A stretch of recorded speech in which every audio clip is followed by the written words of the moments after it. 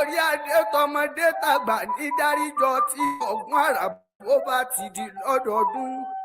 Ayé àmọ́ dáríjọ wá péré fún yín ní orí adé ó bàbá mi àgbógbó fèwú ṣòkò sí ohun tí ó sọ bá ẹ̀ ní kú mọ́ wa lọ́wọ́.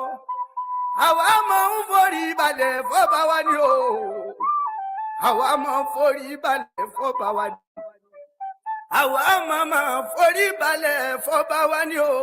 Àwa ń forí balẹ̀ fọ́ba wa ni ẹ̀yin lẹ́mọ̀ bọ́ba yín ò jọ yín lójú. Àwa ń forí balẹ̀ fọ́ba ni ẹ̀yin lẹ́mọ̀ bọ́ba yín ò jọ yín lójú. Àwa ń forí balẹ̀ fọ́ba ni ẹ̀yin lẹ́mọ̀ bọ́ba yín ò jọ yín lójú. Àwa ń forí balẹ̀ fọ́ba ni. Kábíyèsí o.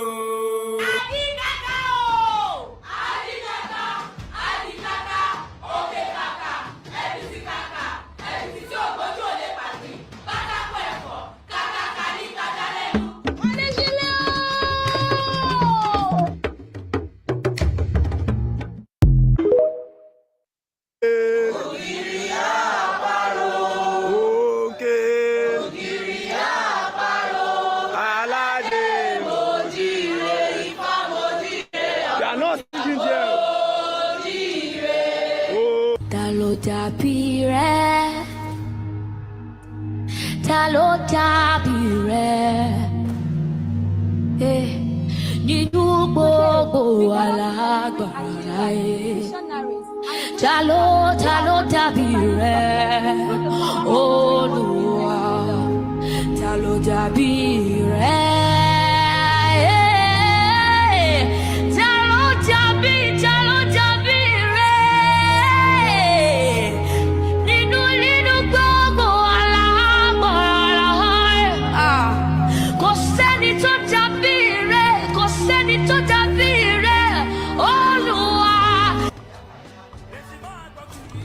Dàbí rẹ̀,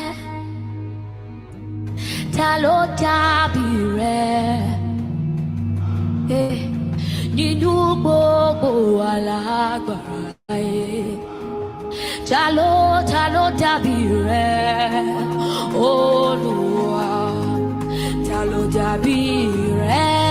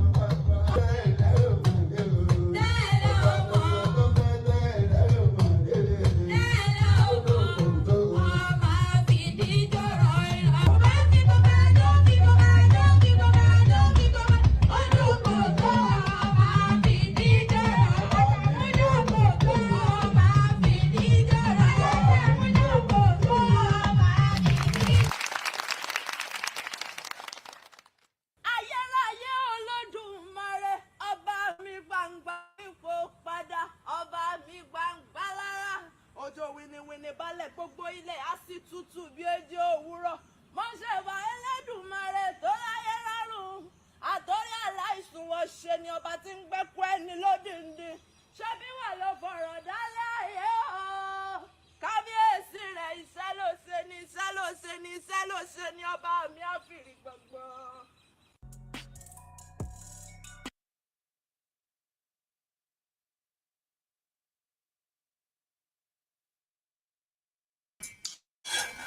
Hello. Greetings, everyone. Thank you for joining me. I can see you guys are joining. Everybody is, people are joining just to check out some of the excellent culture of the Yoruba. This is the Yoruba's week. Last week we had it too, but because of the way the week went, I thought I should, top it up this week. It's only fair. We covered the South and the Southeast for straight 2 weeks too. So I thought I should just do that too for them. And also there has been a lot of development in the last week from Trump looking to invade Greenland or take over whatever. He wants to take over everything, let's face it. And his cabinet of, what do they call it? Council of Peace that he's trying to create, almost like he's trying to replace the UN that is going on. And in the case of Nigeria, the Abure drama seems to have come to an end. The court somehow found him not as the legitimate leader of the Labour Party anymore. There is also the news of Nigeria. I will be covering the news. That's what I'm highlighting right now, so that we can go through some of the headlines of what has happened in Nigeria this week. But what I find is that when it's just big news like that, you are being selective of what happened. But it's good to just go online and see, okay, what are the events that has occurred and read the headlines out. We don't have to discuss all of them, just to cover what has happened in Nigeria for the week. And I'll also be going to discuss some of the, we'll be discussing some of the visits of Aisha Speed to Nigeria and what that taught us about Nigeria. And if there are lessons we can take away from that visit. I, for one, I saw something that I actually thought it wasn't that bad. It was even worse than I thought. But it's one day, it's only fair. I came to Nigeria for one day. He didn't go to Abuja. He just went to Lagos. And, some people like to say Lagos has been transformed, but yeah, that is that. And I also noticed that some Nigerians are very, very, some Nigerians are really awful. I saw was it Twitter? Was it on Twitter? Somebody released an image of Aisha Speed being attacked in Lagos. It's like, even if clearly it wasn't true, they literally edited the image to make it look like he was injured in Nigeria. I don't know why Nigerians do this type of things, what they gain from it, why they want to malign their own country. So that is that on one end. And obviously, let me state the disclaimer. Every conversation we're going to have here is not going to be based on trying to divide people. On the contrary, is to bring people together, to let us understand our problems. We are not here to discriminate against people based on your ethnicity, tribe, religion, race, gender, whatever people use to discriminate against. Even ball club, this is not the place. Football saw something this week that wasn't very pretty on the continent to an extent. Maybe there's something to be learned from that. I actually think it's a positive thing, what happened in Morocco in the football match. I'm not sure why we are not covering. Maybe we covered it last week. Maybe that's why we're not covering it again. But I think it's worth looking into that again. And let me go to the headlines that I can see here for Nigeria. So the first one, it says training equipment support. Nigeria US review strategic partnership. You see, this is what we do: training and equipment support. Do you know? Oh my God. The amount of training we receive from America and the British, by this time, where are we going to graduate? We've been receiving training since 1960. Training and support. Leaders. They are. What am I saying our leader? Nigerians, people lack ambition. I have to say that. All of you, apart from a very, very few, lack ambition. Because many of them think this is anything. This is rubbish. Training. What is training? Nigerian bandits kidnapped 150 churchgoers, demand motorbikes in return. Wow. Bandits want to get more Okada so that they can be able to kidnap more. Why would you give them more Okada? Is the Okada so scarce that they are using kidnapping people to ask for Okada now? This is a pathetic situation Nigeria is now. And this is covered on Sky News. This is not even Nigerian news. This is international news, for crying out loud. Embarrassing the country. But that is what we have to put up with now. Another one in Kaduna, kidnapping. Woman escaped Nigeria church abduction. You see, now they are going to churches too. Now, it shows you that these people, they have a motive. They have a motive for what they are doing. I don't think a self-respecting, normal, unattached, unaligned jihadists should be doing these sort of things. They will not want to invite attack to themselves. Why would these jihadists want to invite attack into Nigeria? Because they have their own agenda. All right, so Nigeria Shell tout progress on potential 20 billion Bonga Southwest oil field. Yeah, this appears to be a kind of positive news that Shell want to come and drill oil. But why do we need Shell to drill oil? Why can't Dangote figure out how to drill oil? Why can't we find somebody to drill oil? Dangote can build a refinery. So if you can build a refinery, why can't you drill oil? Drill the oil, because these people, they are just going to come, take the oil, go and process it overseas. If only the Shell buys the oil from the Nigerian government and gives it to Dangote, I would prefer that, actually. They can do that. So Dangote can now process it. After all, Dangote refinery is going to become 1.4 million barrels a day. They need it crude. So if that was the case, but no, that's not what's going to happen. They're going to take it overseas and find a way to sell it to other African countries again. And they will be making money off our backs, which is not always very advised at all. And one other thing they don't do, they don't tell us the terms of the agreement. They never tell us the terms of the agreement, which is actually wrong. You are supposed to tell the people the terms you reach agreement with these foreigners, so that we know everybody's on the same page. They know what to expect from the agreement that we have reached with Shell.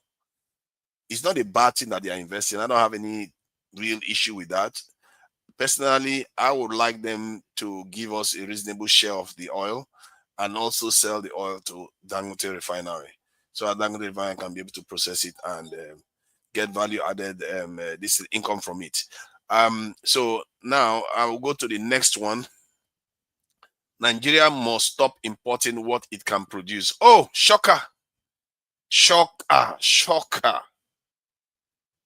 Sometimes I feel like we are too smart. We are so smart that we keep repeating smart thoughts without actually doing them.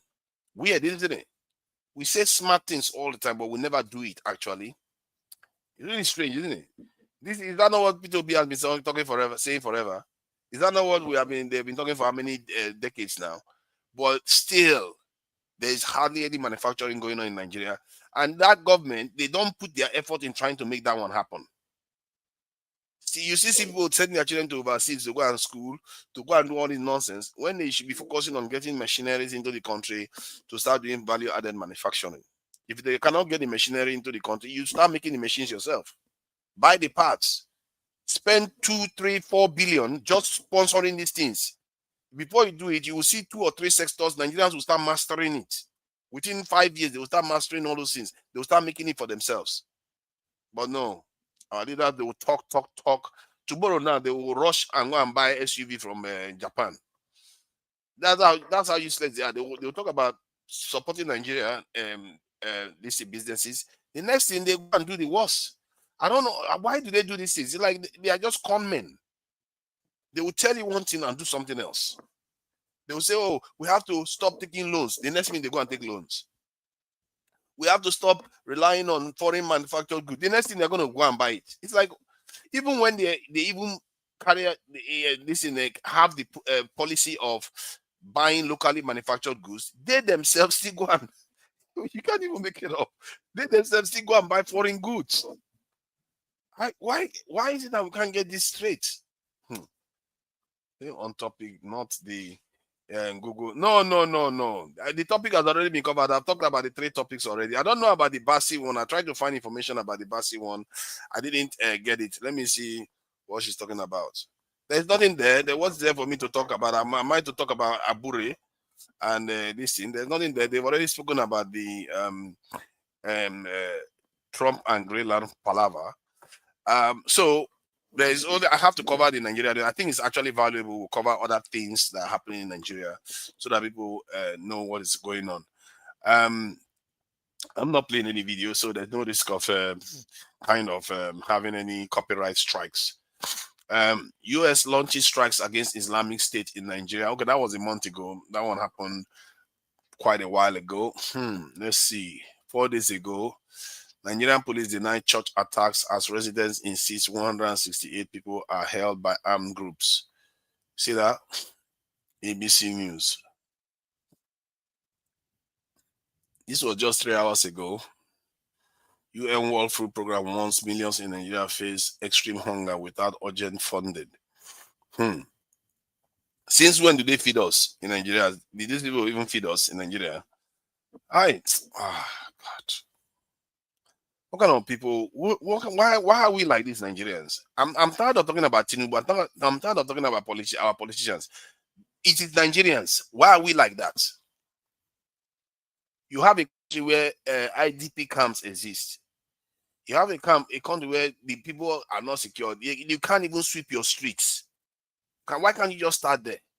You can't even sweep your streets. Many of these women that live in Nigeria, they don't sweep their houses. Why are you not telling your husbands? Are you the one running this town? Why are the roads dirty?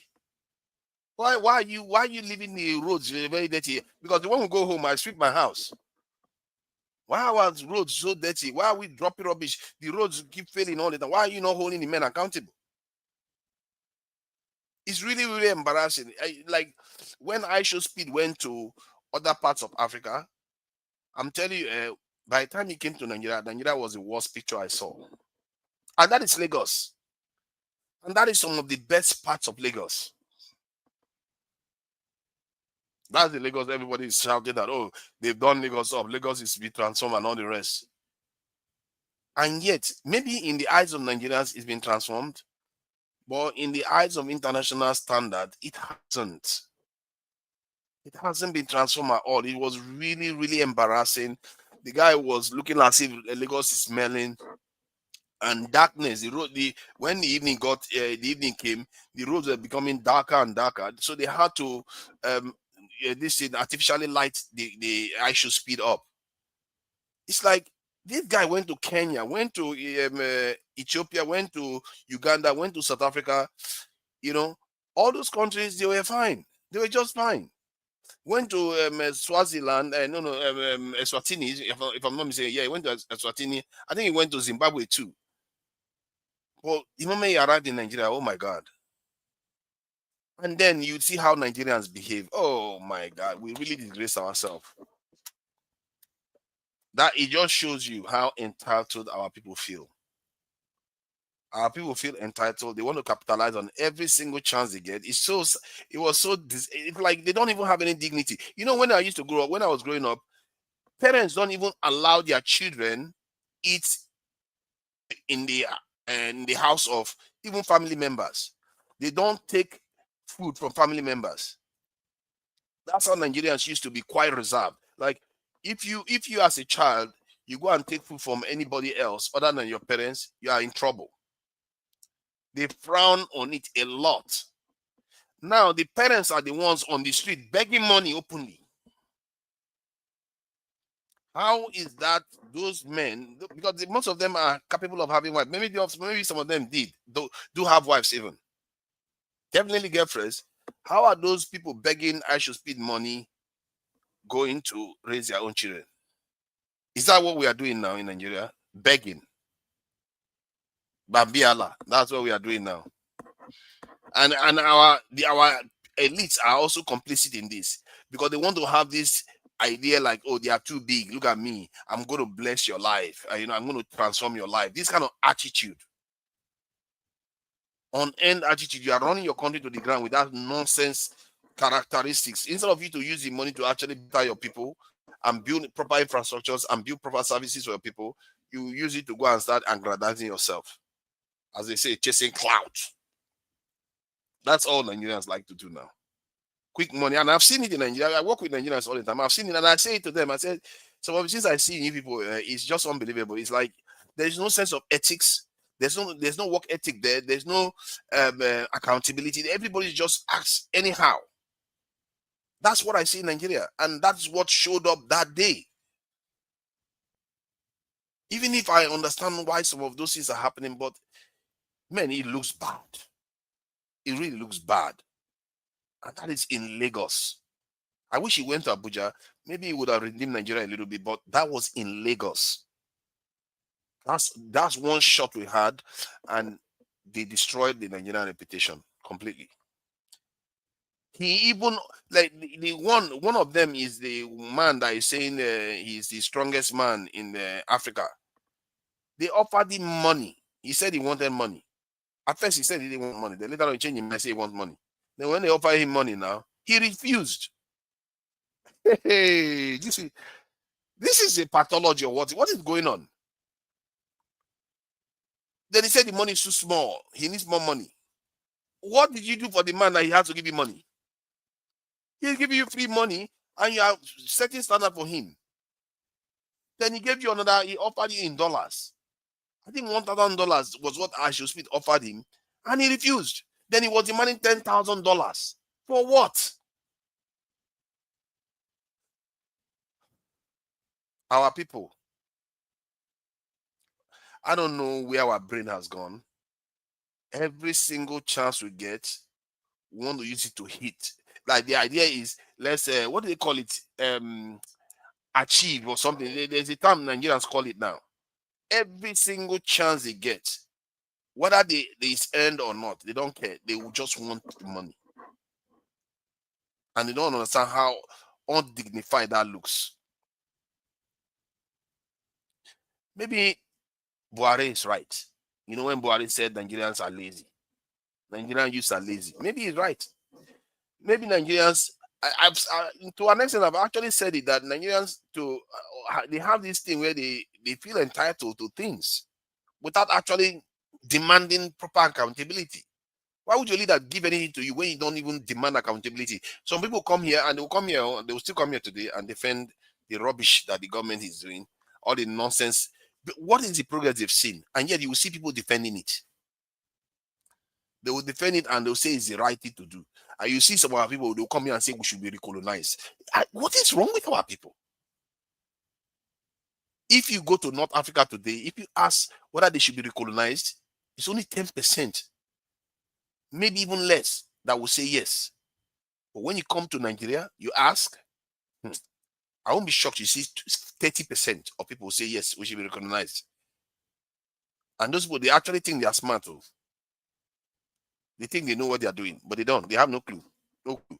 And I don't know where to blame them. It's like Nigeria it's like we don't have any leaders, and because we keep electing children to come and lead us. People that don't understand leadership, they just want power for the sake of it. Funny enough, that is exactly what Lord Lugard said about us over 100 years ago. Lord Lugard said that we lack apprehension of the future, and that we like the apparels of power, but without understanding of his responsibility. That is what Lord Lugard observed. That is strange. It's really strange. I don't know how people manifest that kind of behavior. If people will manifest the behavior, while individually they don't manifest it. Because most of our men take responsibility for their homes. They provide for their homes, they take care. But societally, we don't understand the concept of leadership at all. We don't even know what it means. We think we do, but we really don't. That is why our country is the way it is right now. I can tell you right now, Nigeria has not had a good leader for a very, very long time. We've not had a good leader. And the reason why we have not, because the people are not good too. They are not up to scratch. They are not. You can't, let's face it, you can't compare yourself to other people. You can't.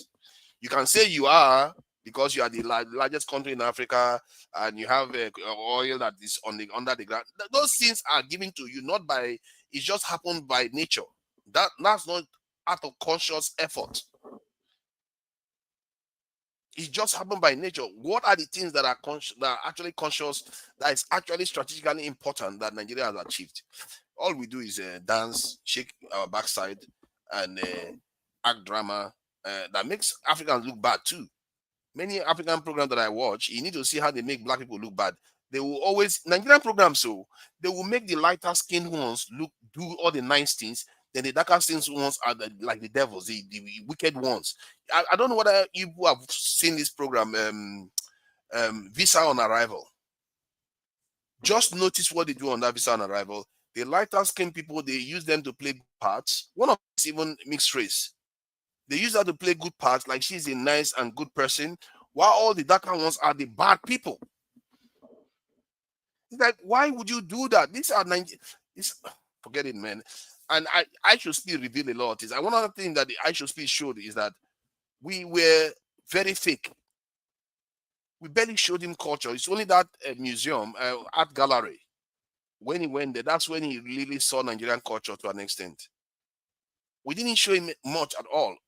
We kept trying to show him things that they already have in the West. That's not what he came to see. We want to show him bicycle, we want to do things that they've already done.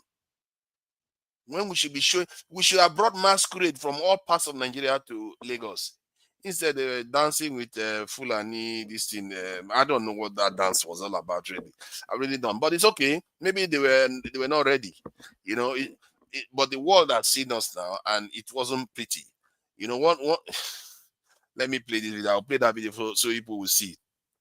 This Kenyan lady was laughing at Nigeria. She couldn't hold her. She couldn't hold it. She couldn't hold it. That the way we behaved was so poor that, you know, I should speak didn't have a good experience in Nigeria at all. So that is one side anyway. Now let's see the news that I wanted to also share. Because some people think that Nigeria is still not spending money defending currency. Now, just in case people are not aware, the CBN spent $7.5 billion to defend Nigerian Naira in 2025. So that is the news. After floating the currency, we still spend money defending it anyway. Not as much as previously, but you should also expect it to come down because Dangote Refinery has plummeted the amount we spend importing petroleum products. Even without floating the currency, the amount we spend defending the currency would have reduced by default. That is why I question why Tinubu floated the currency. Because Dangote Refinery has now almost completely wiped out petroleum import, which makes up 30% of our dollar demand. And just over 30% of our dollar demand. So the amount we would have been spending if they hadn't floated the currency would have reduced by default anyway, by 30%. That is a lot of reduction. But yet, a rush floated the currency, caused inflation, caused all kinds of job losses. To what end? And they are the smartest people in Nigeria. And we say, we wonder why the country is not functional. But I will leave it at that now. I will bring some people in there so that they can watch some of these things we have had to experience this week. Nigeria has not, although there was one good thing Nigerians did that I will also play. And the Nigerians are known for that. Nigerians are they have this side that is also good. You know, I don't want to, you know, keep saying all the negative things about Nigeria. Nigeria also has good sides. So we are going to cover that too. So let me bring in comparable facts. This one that you come here today, you really are prepared for trouble. What you have something to share with us from California. You are in California now, aren't you? Comparable facts. You are in California. You are muted.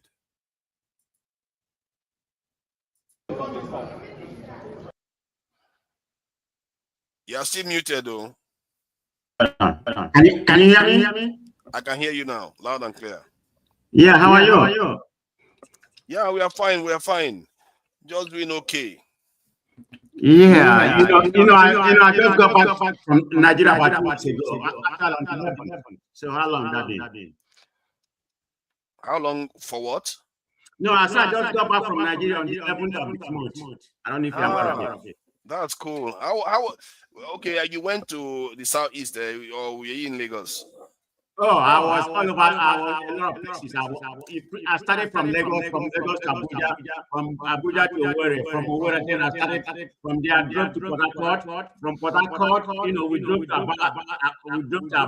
From Aba to Umuahia. So I did travel to most southeastern states. So I did travel. And to be honestly, during my time while I was there, Southeast was very, very peaceful. I did not witness any kind of unknown government, all those kind of nonsense. I don't know, maybe that period, but everything was very, very calm.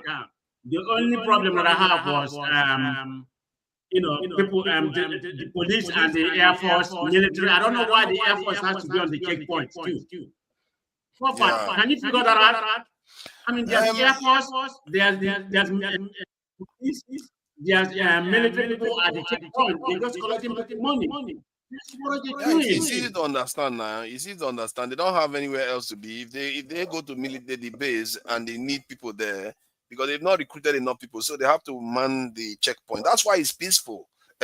He wants Wait a minute. But why they are collecting all your own money? They are begging money after all. They keep you there forever.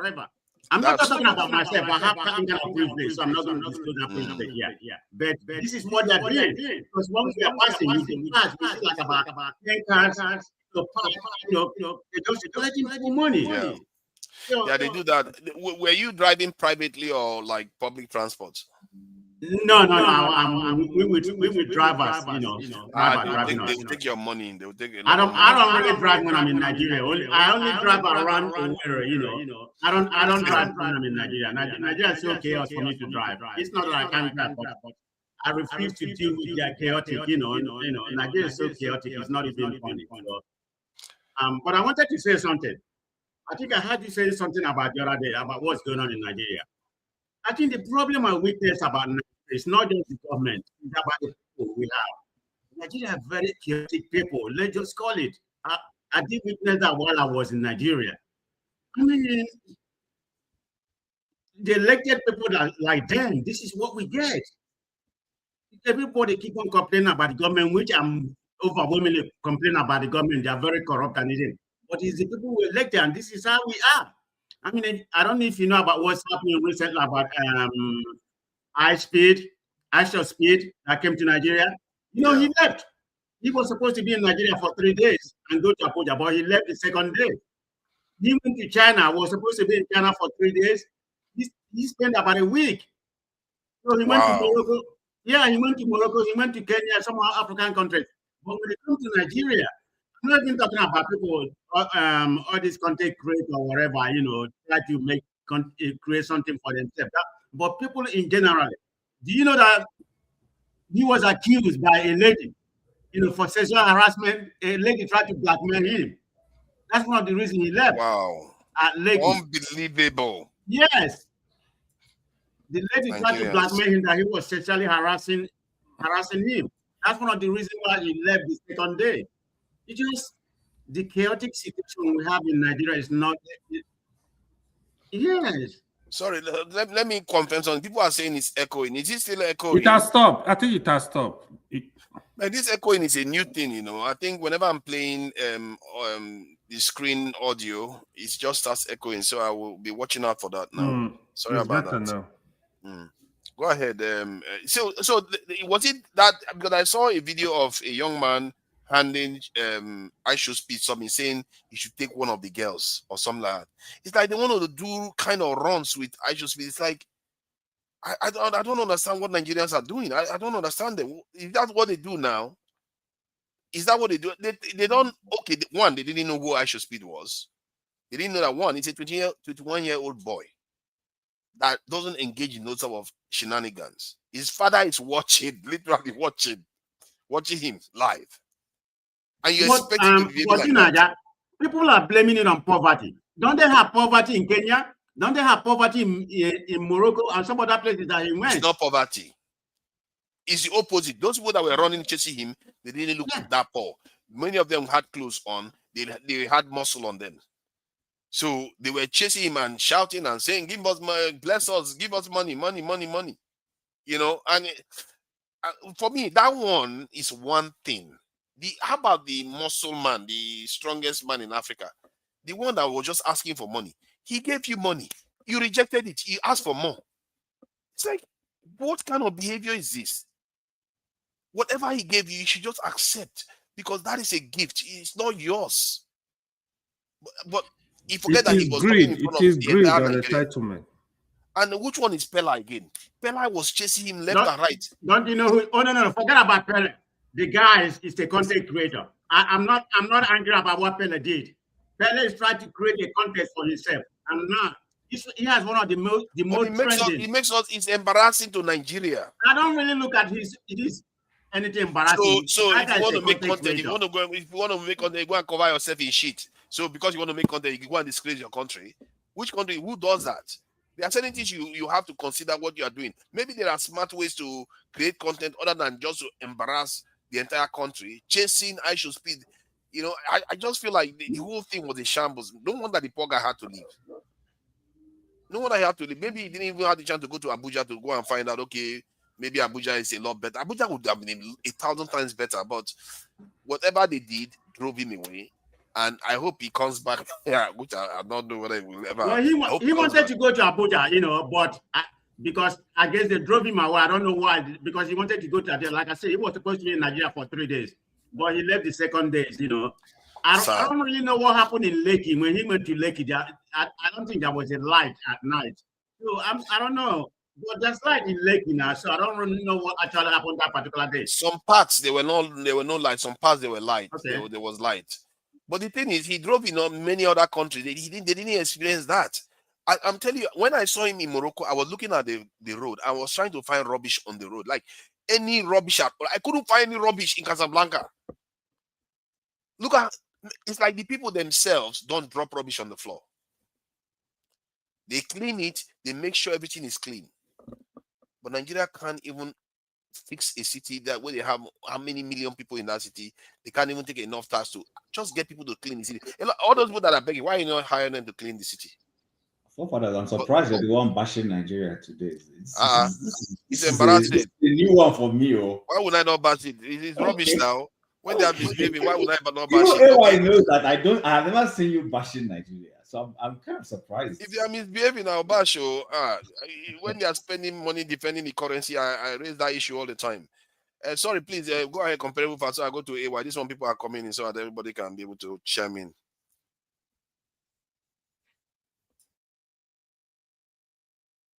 It looks like you can't hear me. Comparable facts. Your audio has gone. All these Democrats. The kind of your audio is not. Is it echoing? Is it echoing? It's good now. It's good. Oh, okay.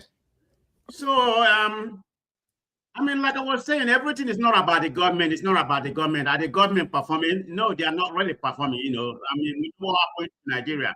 That has been happening to Nigeria for a long, long time. But the people are the big problem. I mean, everything is just chaotic. Even, I don't know. I mean, sometimes I just don't want to say anything about what's going on in Nigeria. Try to retain my mental health, okay? Because it's so depressing. I mean, sometimes that, since I come here, I've only been here once, just talking about Nigeria, I need to get some rest, man. I said, let me just come in, and see Forefather. That's why I came in, Forefather. Yeah. Thank you for coming in to console me from the embarrassment, secondhand embarrassment that I have to endure watching. Just the video, once you look at the video alone, oh my God, this is starkly different from all the other countries. It just looks uglier. It just looks uglier. We can't, man. Let me go to AY Jare. AY, what do you make? You know, with all the Trump shenanigans and now I should speed, the AFCON competition, the all the controversies that came out of that. Thank goodness Nigeria didn't hate on him, but we came close. What we did came just as close as embarrassing as hating on him, because. Man, what do you make of it? Man, personally, I just make of who? I speed. I should speed visit. It's not even about him. It's about Nigeria. It's about what Nigeria did with him when he. Honestly, Nigeria.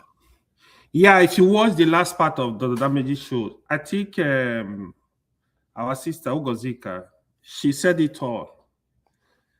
Me, I was actually looking at from the angle of begging culture, but she said. I think she was basically saying like we don't obey order. That's the problem. Anyhowness of Nigerians. I really align with what she said. You see, the begging culture, yes, is right there. Sometimes you get disappointed getting to Nigeria from the airport. Custom are harassing you for money. Immigration are harassing you for money. What was the other? You get on the street, police are harassing you for money, road safety, everybody just harassing you for money.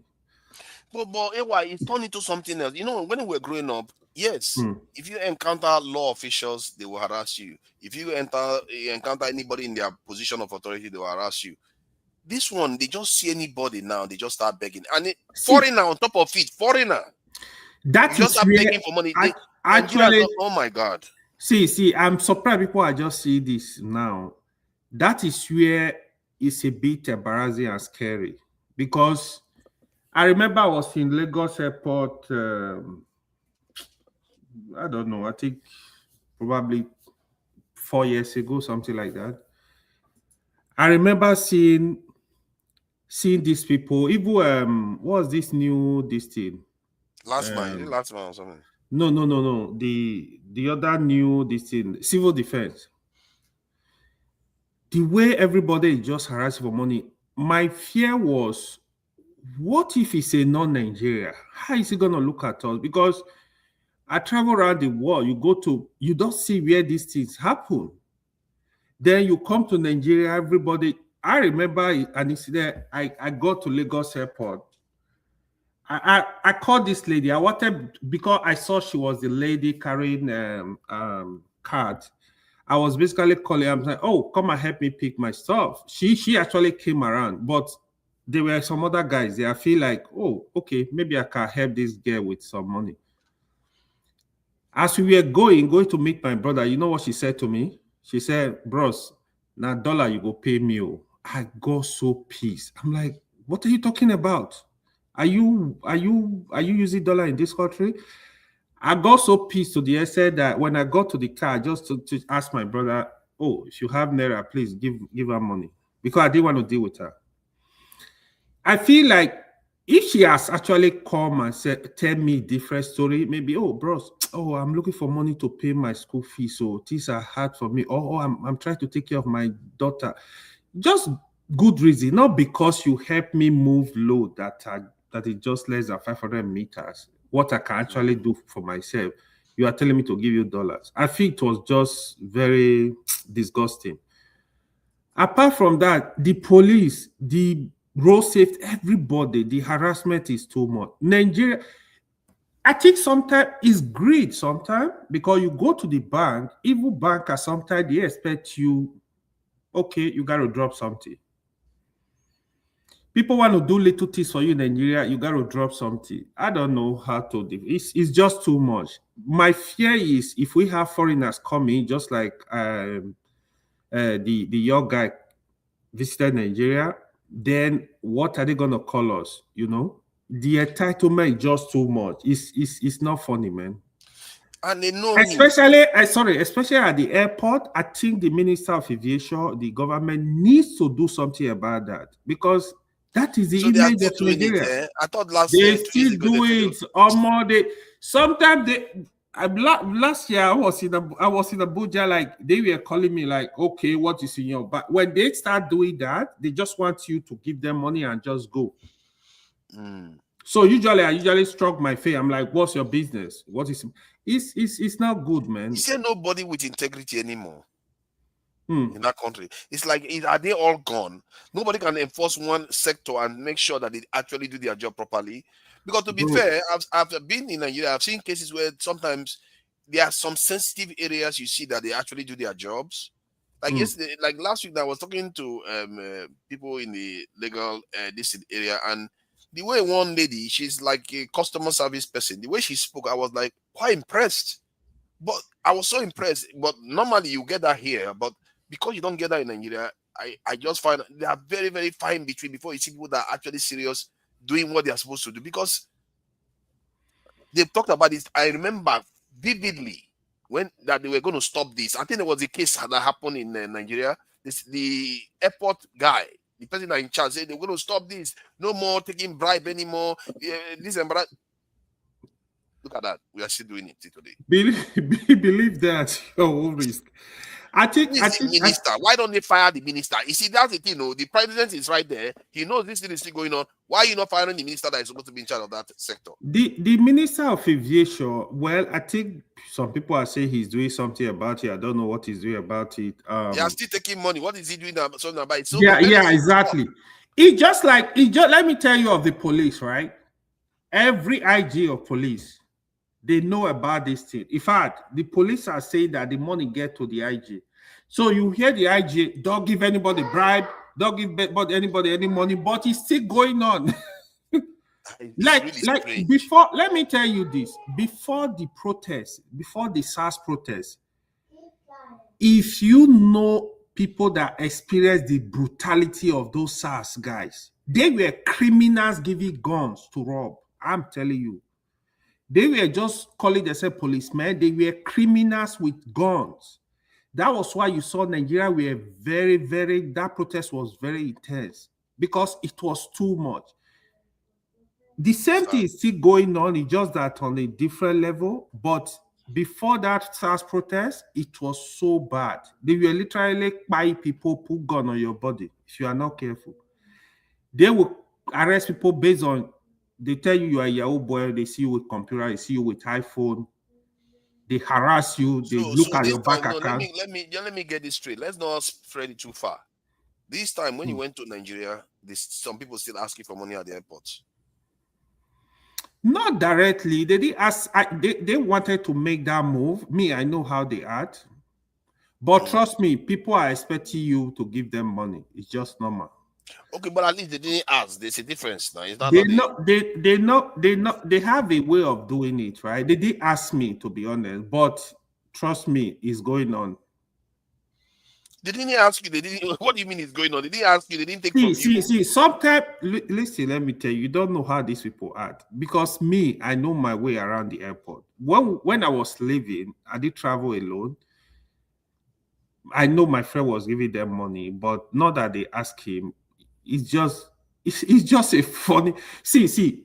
Don't rule it out too, right? They are also underpaid, most of them, but I don't think that is enough. Reason to be harassing people. Yeah, they are also underpaid. Even the police. We have to be careful fair. Though. I'm saying they are harassing because you are not a very good witness of it now. Yeah, saying they are harassing people. These things are good. They are going on. They trust me. They are going on. Except you know how. Maybe Masca will tell you more. Masca is in Nigeria. Yeah. He will tell you more. Let me hear from Masca because hear from Masca on this. This is quite interesting for Masca because Masca is a Abuja guy. You see, so how do you find the way Nigeria came across with ISHO speed and you can also talk about all the other events of the week. Anything really?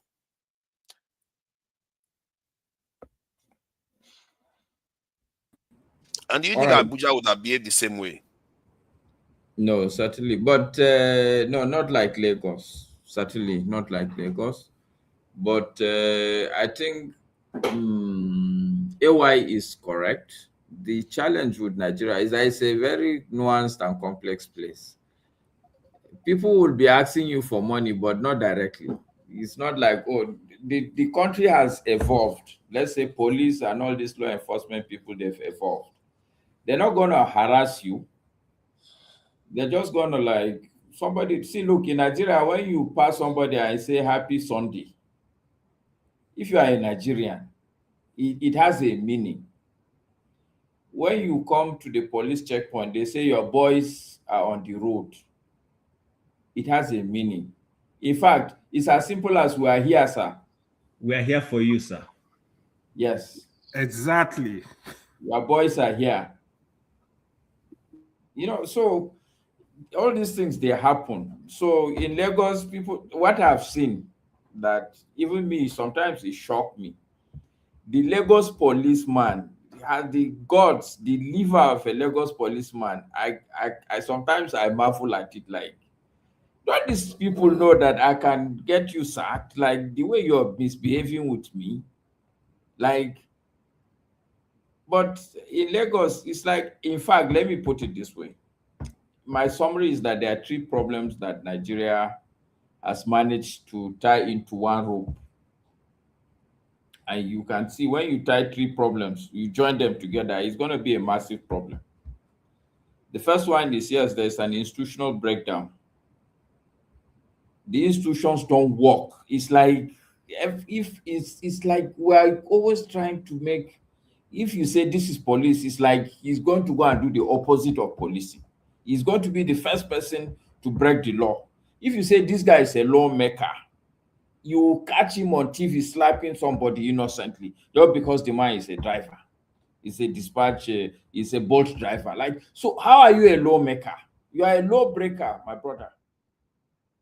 This is how this country is. We have a tendency to always, all the institutions we set up, they will go and do the opposite thing. So that's one problem that I see. The second problem that I see, and I don't know how we managed to create that problem, is like the level of the way Nigerians, like, we sell or we buy, we value convenience is ridiculous. An average Nigerian is willing to follow one way for convenience. Is willing to bribe the policeman for something very ordinary, like you break traffic law. Okay, what I used to tell police, okay, I agree with you. You say I break traffic law. Well, take me to where they will punish me. What will be the punishment for breaking a traffic law? Take me. Let's go. I'm guilty. Let me ask this. Do you think in the north this is less? But a typical Nigerian doesn't want any sort of inconvenience. Any at all. We are willing to do. I don't know what kind of life we think life is like. We don't want any sort of inconvenience. The last one, the big one, we all believe that money will solve every problem. And it's like we follow money so blindly. But go ahead, you wanted to... Yeah, I wanted to ask you that based on what you have seen so far, do you think is the same, like what you've seen in Lagos, is the same in the north? Because I've hardly heard of like northerners having this type of issue where police officers take money from them. I don't know. Is it the same? Because I'm just curious. So let me tell you, okay, it's different. But like my experience is that in Abuja, police will not. Okay, so let me even refrain. Even in Abuja, it depends on the area you live. There are certain areas where I lived, I think, not that I really lived, I was out of the country, but my family was there. So they went to stay there. And what I realized every night when I'm driving there, the level of harassment is different from the one I used to know. So even in Abuja, the level of police harassment differs with the kind of area you live. If you live in Maitama, police will not harass you because they don't know, in their mind, it's like, oh, these are the big boys. So, and of course, maybe the kind of car you drive. Okay, if they see you drive a Toyota Prado, maybe with blinking lights, obviously they are not, even if you are a thief, they are not gonna mess you up like that. But what I've seen, the real difference is that in Lagos, the police is so confident. I marvel at their guts. Like, How can you talk to me like that? Like, you know, but in Kano, what I see also they do in Kano, there is more nuanced. If you are doing like a keke napep guy, they say I have to stop and park my car and just stand there and ask the police, like, because it's like every keke napep that come, you have to give a certain amount of money. Like, so what I'm saying is that in the north, there's a discrimination. They tend to harass people that they know that these are the lower level people. I see. That's interesting. If you are a long distance taxi driver, commuter, you have to keep some money, because every roadblock you go, you must give, or else they will just ask you to park. So, but in Lagos, these people don't seem to be afraid at all. Do they say it openly? Because like when I was growing up, I feel like what people are describing now, they are not doing it openly anymore like before. Before they literally, like, you have to pay before you go past the road. But now it's like, oh, your boys are here. No. You know. So that's what I'm explaining to you. What Nigerians have realized is that police will always ask for money. So to avoid that inconvenience, as you come, you just find something and go, which is what I don't like. Because that is like watering a very bad plant, a very evil plant. Yeah. Because you know that will come and not give. It's like you are a devil. Why are you not going to give? Everybody is giving. How many times have we heard that the police officer stopped anybody at checkpoint and found that they were carrying weapons and doing bad things? How many times have we had those cases? Many times. Okay, it means that some of them are doing their job now. No, I see. Look, I agree with him that maybe many times. But Maska, you know, there are two things involved: is finding it and following through with investigating what is in the process. Those are two things. I don't know if I'm making sense. So they've stopped vehicles and found illegal things, but did they follow through finally to prosecute them is the point now. If they find you with a gun in Nigeria, you're done. They'll probably just kill you right there, or they're gonna take you to court. But you're not going anywhere if they find you with a gun. That's not true. I speak the truth. No. In Nigeria, be like that. There was a time it used to be like that. These days, no. Okay, dude, if they find you with a gun in Nigeria, you're done, bro. That's not true. And I'm telling you, it's true. Bandits all the time. Gosh, I don't understand why you. I'm saying we're talking about Lagos right now. We're not talking about bandits. We're talking about Lagos. Okay, maybe. Okay, there was a time it used to be like, but I'm not so sure. I don't think we should have this argument. The reason why we shouldn't have this argument is I don't think I don't know. Maybe I'm overreaching myself here. I don't think any of us here carry gun to start with. Yeah. I don't think any one of us here is police. Because I know two people. Anyway, whatever. So that could be sorry, Chim, but see, forefathers interference. You know, I'm sure, and I'm glad you are a very enlightened person. I'm sure you know what they call one-off. It's like a one-off case. It's not that you know two people that they were caught with guns and they were killed. Yeah, maybe, but no. They weren't killed. I'm saying in Nigeria.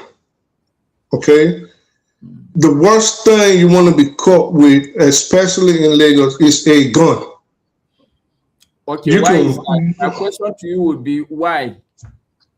Automatically, you're labeled an armed robber.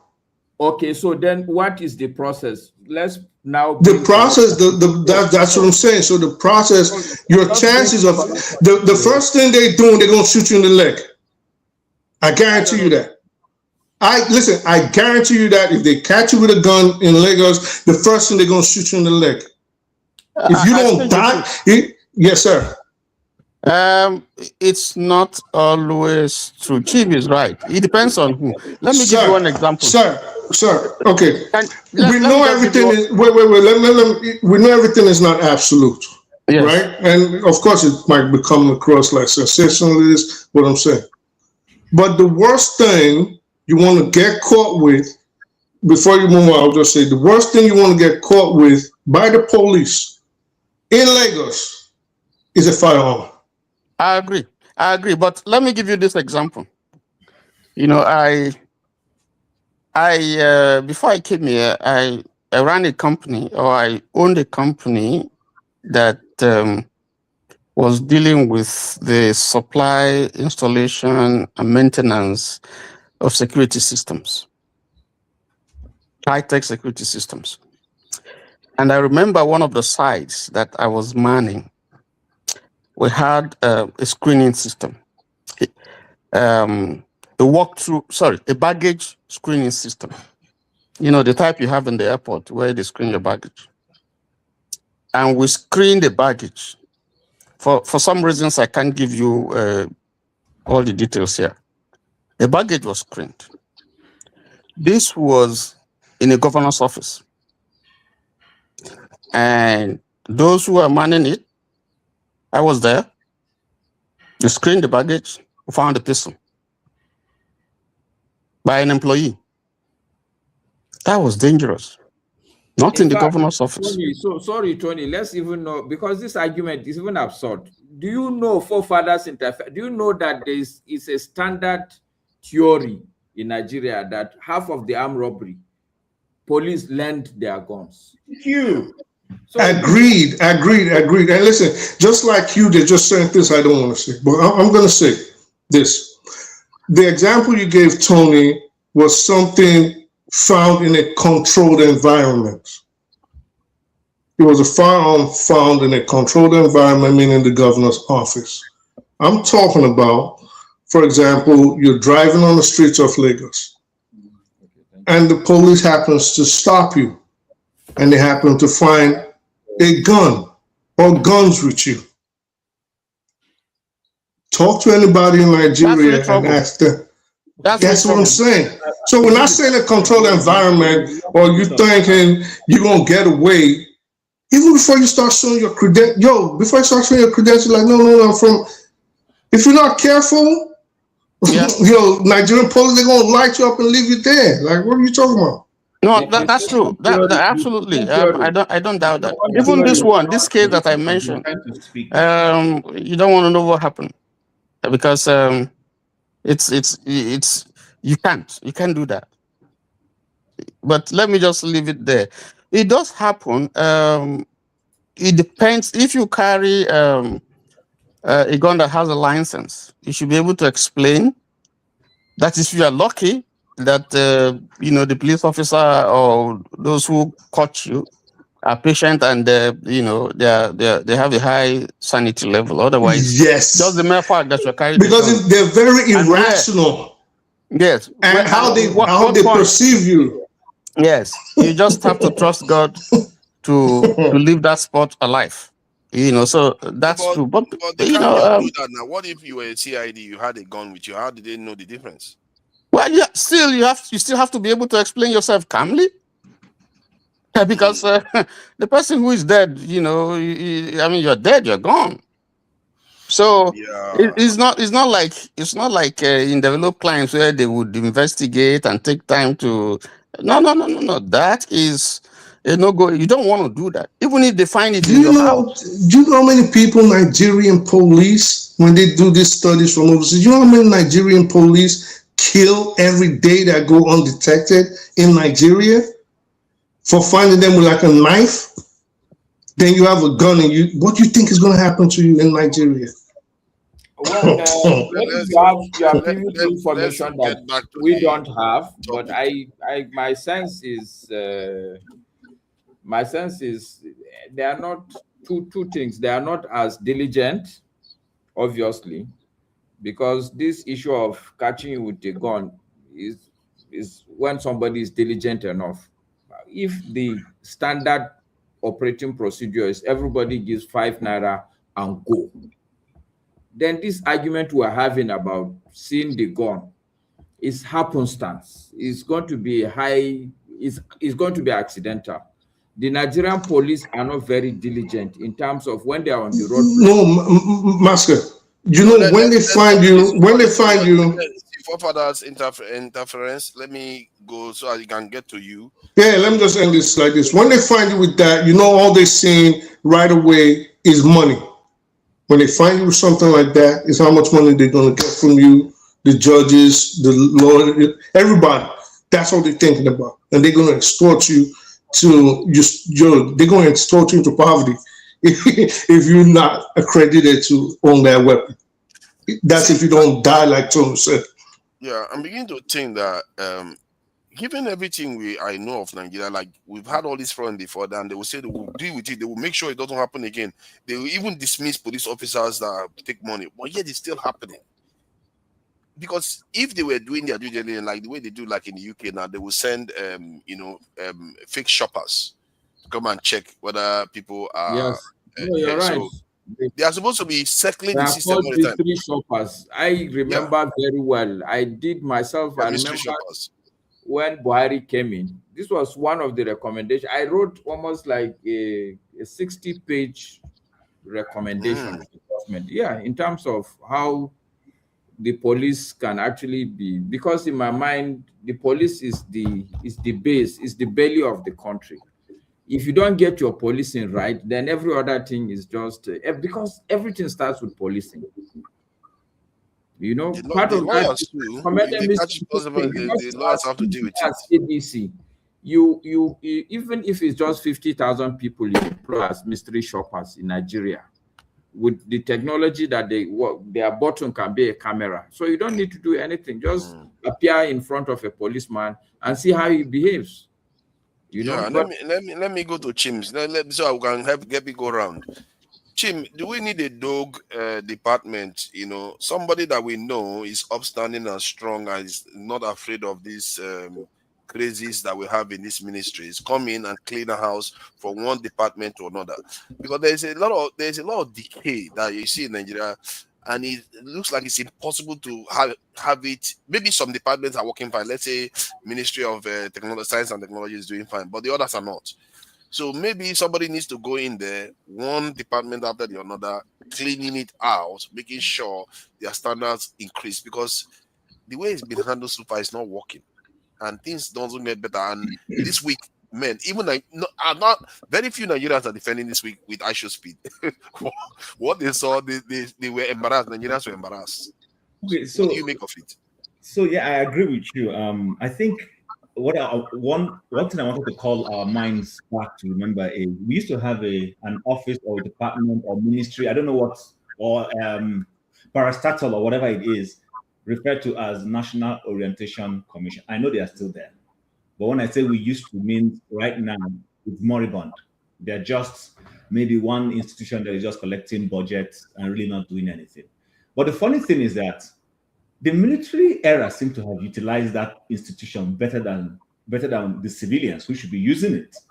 If you remember when Babangida was in office, if you remember when they were trying to discourage us, meaning all of us Nigerians, from jackpying, you remember the Andrew commercial? That was the National Orientation Commission, where Andrew was at the airport. He was complaining, no light, no this, no that. I need to check out, and then somehow he was convinced and he went back. Wow, that was military.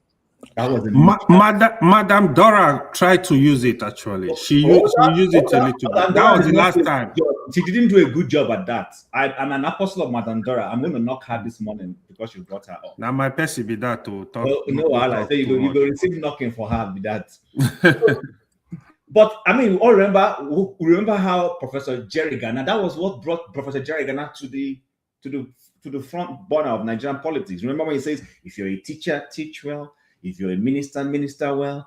And it worked. It worked. Even though we had a military government, Nigerians had this sense of patriotism. Nigerians had this sense of, okay, let's stay back and build our nation. Those who traveled had a sense of, let me go and acquire and come back. The only problem, which is back now to that your question of, do we need a Doge or any of those things, is the sincerity of the government and the person in office using it. We all know that General Babangida, as much as he did some fantastic things on the surface, his intentions were not pure. The guy had an alternative intention. And that's been the bane of our governance. So bringing it down now to our civilian era, and let's situate it with the man who is in office. For that, with all that you know that has gone around Tinubu and everything, do you think Tinubu is capable of instituting a doge to say, let's go clean up? 2 years ago, he budgeted for solar panels in Aso Rock. Last year, they budgeted again for solar panels in Aso Rock. This year again, there's been a solar panel budget for the same Aso Rock. Is that not one of the things Doge was fighting in the US? You know, all those wastages and all those kinds of things. So I think it's not impossible. Nigeria can be cleaned up. I'm one of those who believes you can clean Nigeria up, but it's a top bottom thing. It's not going to be a bottom up thing. It's going to be something that those in office in Nigeria. Listen, Benjamin Carlo, there's a video of him going to my constituency. Go and see their volume of vehicles in his entourage that followed this man. I don't know how they managed to get those vehicles in somewhere in Abure State, or was it from Port Harcourt he took them? So either he flew into Owerri or he flew into Port Harcourt. So those volume of clean SUVs were waiting somewhere in Abure State for him. Go and see it. I watched the video. Vroom, vroom, vroom. Climbing somewhere in Bend, the local government in Abure State. And then you're asking, these are people who are telling us to tighten our belts. We are tightening our belts as Nigerians. Why they are spending humongously in that nature. So I think at the end of the day, the question is this, and it boils back to this police question we're having, and even into the speed, visit. There is this thing about us. We are people who are extremely beholden. We behold authority. We behold celebrities a lot. Until that culture is removed, and that is where you now need a National Orientation Commission to come in genuinely to do a job. The psyche of the average Nigerian needs to be reshaped. Until you do that. Chim, when you said that thing about we beholden to authority, I remember I saw, which is supposed to be a good thing, but I felt a little bit uncomfortable watching it. When Aisha Speed was in this restaurant, the Yoruba lady was singing to him and kneeling down before him. I felt uncomfortable because, one, you are kneeling down for somebody that is way younger than you, all because it's a YouTuber, you are doing that. I can understand kneeling down to people that have accomplished a lot, but it just felt uncomfortable. Like, is that like that culture that we're so you don't like culture anymore? No, I like culture. See, I feel like it's also corrupting. But to help you based on this question, that was counterculture actually. Yeah, it can be corrupting. Yeah, it feels corrupting. When you to respect an elder, yes, somebody that has accomplished something because he's been around. Yeah, you can respect that. You can see where. But there's this element now that it's like just because you have money, they worship you. They make you look like you are. And Nigeria has always been like that. That's part of Nigeria culture. If you have money. No, but why did Tim say it's counterculture? No, it's not. It's not always been like that. Listen, let's not run the wrong narrative. Listen, when Alvani Koku and his son ran for office for the same seat, Alvani Koku's son beat the father in an election. They were in two different parties. In some societies in Nigeria, it is this boy does not have respect, and I don't want to, so I don't want anybody to accuse me of mentioning a particular group. But that was. If you're looking at it from that angle of culture, somebody would say this guy had no respect. But no, the point is you can have respect and still defer respectfully. That's the problem where, to an extent, a couple of our elders have failed. Listen, I've worked in offices where you dare not stand up against the CEO or the senior person or most elevated person in that meeting, and you go against them. But I've also been in offices where the boss, he's also a Nigerian, wants to be challenged. And then people are the ones and the man is looking for people to challenge views. And he's literally struggling to see somebody who he says something, oh, yes, sir. And he's like, no, don't lick my ass. That's not what I'm asking you to do here. Please, this idea, challenge it. Obasanjo, for everything, who is a cultural man, is known for loving to have people in his cabinet who fight him.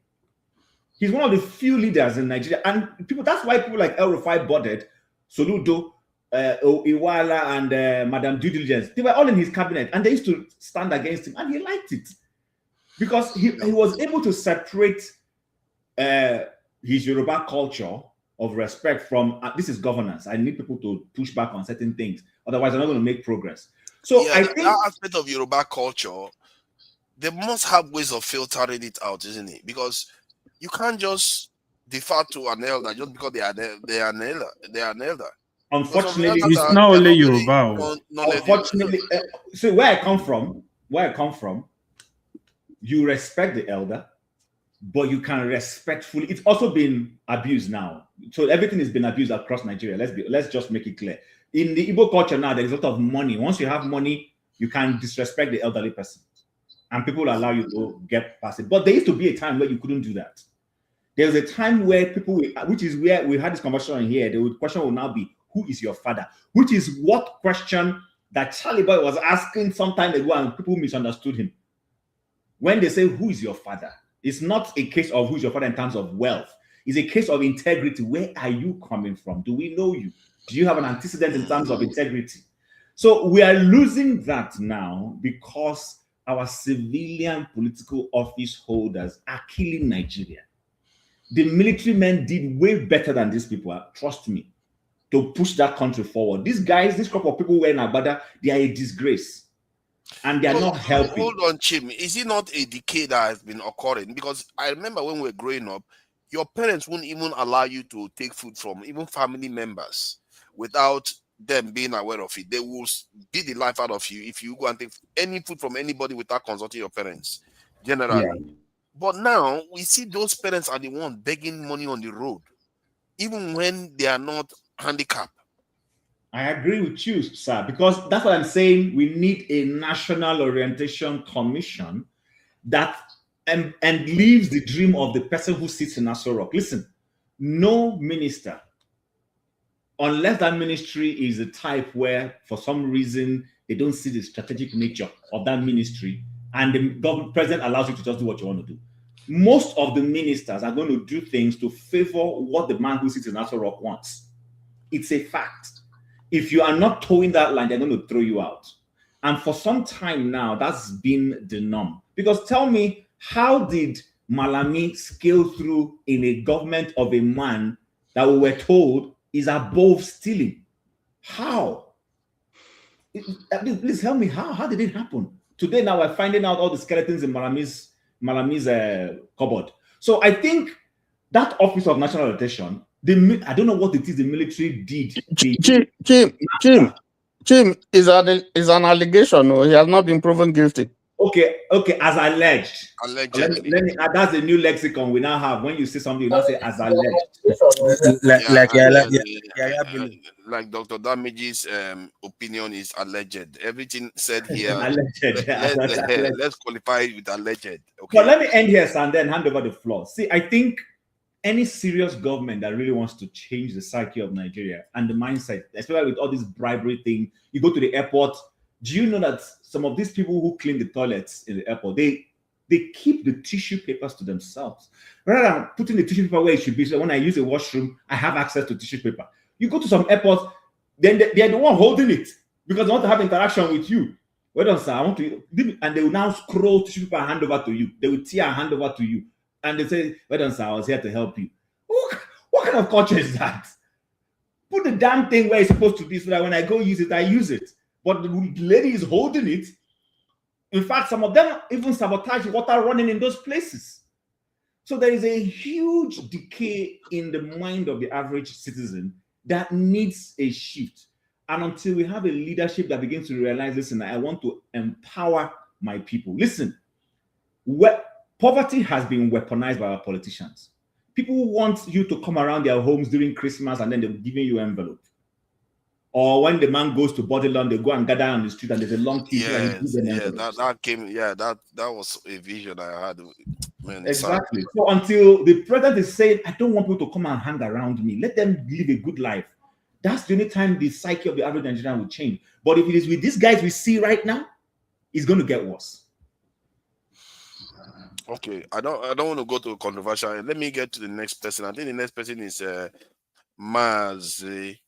Mazi. Let's bring the Mazi in. You know, it's like a chief's name, you know, when they say Mazi. But thank you for joining me. Is there anything we can do to stop this begging culture? Let me just play this video quickly. Just hold on for a second. Let me just play the video quickly so we can see what I'm talking about. Money, I'm angry. Angry. What you saying? I'm angry. I need money. Money. I need money. You know me. Give you anything? Show me love. I'm angry. Show you love? HSPD coming to Nigeria is the most embarrassing thing I have seen this week. HSPD has gone to a lot of African countries. No embarrassment, peace, nothing. These guys spent less than 24 hours. Everywhere just looks so rowdy, messed up, like as if they know it was coming. Like, why is it not looking organized? Like, Nigeria, I beg. Imagine the moment Speed landed Nigeria, you see a lot of begging, asking for handouts. Imagine, that was so embarrassing. That was so embarrassing. Speed went to Kenya. You see the love people in Kenya was giving Speed. Love, real love. They're just happy to see Speed. But Nigerian own is that you see grown men begging 10,000, give me $10,000. They're already begging for money already. That young man, come on, bro, this boy just turned 21, man. Just turned 21. He already started doing begging. I never seen any Kenyan person that was doing begging on live stream. They were doing different activities to show Speed about Kenya, how it is, and different activities. You come to Nigerian own. The only thing you are seeing is people looking for, they are begging, they're looking for handout, begging. Ghana, you're the only one that can save West Africa from this bad image. You're the only ones. Because Nigerian owner, Welcome to the channel. It's Nigeria. Thanks for clicking on this video. Oh my God. Guys, I'm laughing because what I've been hearing. No, let me not just embarrass Nigerians even, because they say we are a laughing stock now. That is what this week has revealed among these that grown men. They are not poor. They don't look poor. Some of them don't look poor. They were one of them was well dressed and everything, was begging for money, jogging along the car, begging for money. Even the one that is doing weightlifting is begging for money. Is there anything we can do to remind our people how to be a little bit more reserved? Like at least to foreigners that just get in short. Let me do a guest. You know, let's draw the line in guests. If a guest is in the country, maybe we should rein in some of this our behavior. Is there any way to pull it back a little bit? Mazi, please, I don't know whether you have any suggestion for this, because I don't have a clue how to get around this other than, you know, whipping people. Can I just bring this thing for you then? So please, when you're talking, can somebody eventually please help me understand the word sir? Please, can you tell me what sir means? Is when if I say sir to forefathers, does that mean I'm now licking forefathers? Yo, ignore that. I sent it in the comments. Ignore it. Ignore it. Everybody. Forefathers, good evening, and good evening, my friends. In Igbo language, we do say "manu pafra pafa pafugo." You know, the oil, palm oil is poured, you know, on the ground. You cannot remedy it. You cannot bring it back. There is a decay. The society has rotten. It's rotten society. From Asurok to the cleaner. Everywhere is rotten. I don't know how we are going to remedy the image of Nigeria. Tell me where any sector that is working. You are talking about these people. Go to the ministries. Go to the ministries. If you are not, in fact, you have your envelope must be full. If you are looking for something, you have your money, you want to register a company. You have to see them. Otherwise, your file will be, you know, taken from you, put on the carpet, and that is it. It's a rotten society. That's why you see us everywhere running away from our country, because the society is rotten. Look at that young man. He was embarrassed. Everywhere was messed up. garbages everywhere, stinking. And when you say that Nigeria cities are stinking, people would think that you are just you are trying to talk bad about Nigeria. I've said it here before. Tell me any city in Nigeria that has running water, because if you have running water, you can keep your place clean. Even Lagos, as we speak, there's no running water in Lagos. There's no running water in most places in Abuja.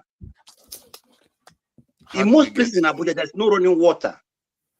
Or you have to dig your own water. Abuja is the newest capital in the whole world, because it was 1975 or 1976. But look at Abuja is, the plan is zero.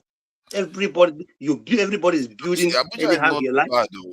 Are we including Abuja in this? Are we dragging Abuja into this? Of course, because don't because you maybe when you are living as Metamos, if you go to other places, forefathers, there is a place they will show you in Abuja. You will never ever in your life dream that this is Abuja, and this is about 5 kilometers to the seat of power. The Abuja I know some parts are not good at all. Like not the best. Forefathers, sorry, is there pipe-borne water in Abuja? Anywhere in Abuja, pipe-borne water? Yes, there is. Please. I've not seen it, but there must be. No, because hold on, Master, hold on. I know the design, it was there, but I don't know if it's existing. So the water is there. I can. It's working. There is pipe-borne water in Abuja. But excuse me, when we talk about Abuja now, like in the where I live here, it's a village of about 7,000 people. There is everything is working. I'm not talking about Metama. We know Nigeria everywhere. In Kano, my hometown, there's no pipe-borne water. That's what I'm saying. Yeah. No. That's what I'm saying. So please, that young man was embarrassed, because if you look at his where he previously visited, look at the kind of courtesy, the kind of gesture they gave him, the kind of entertainment he had. I watched him crossing to Benin Republic. Look at how he was entertained. And Benin Republic wasn't bad, I was like, oh my God, look at Benin Republic. Small Benin Republic seems far more organized, neater. Of course. The first 30 minutes of Benin Republic is better than the whole of you visit Nigeria. Look at the roads. Look at the entertainment. Look at everything. Then he was in Lagos. But you see why I'm saying they should develop the coastal road. You see that where Benin Republic, where they were doing those things, was the coastal region. That's how it is in many West African countries. It's only Nigeria they didn't do that. That's why I'm supporting this. That's what I mean. Listen, the mistake you are making, forefathers, in Nigeria, it's not about spending money to do the road. It's culture. If there's no maintenance culture, there's the plan for the road.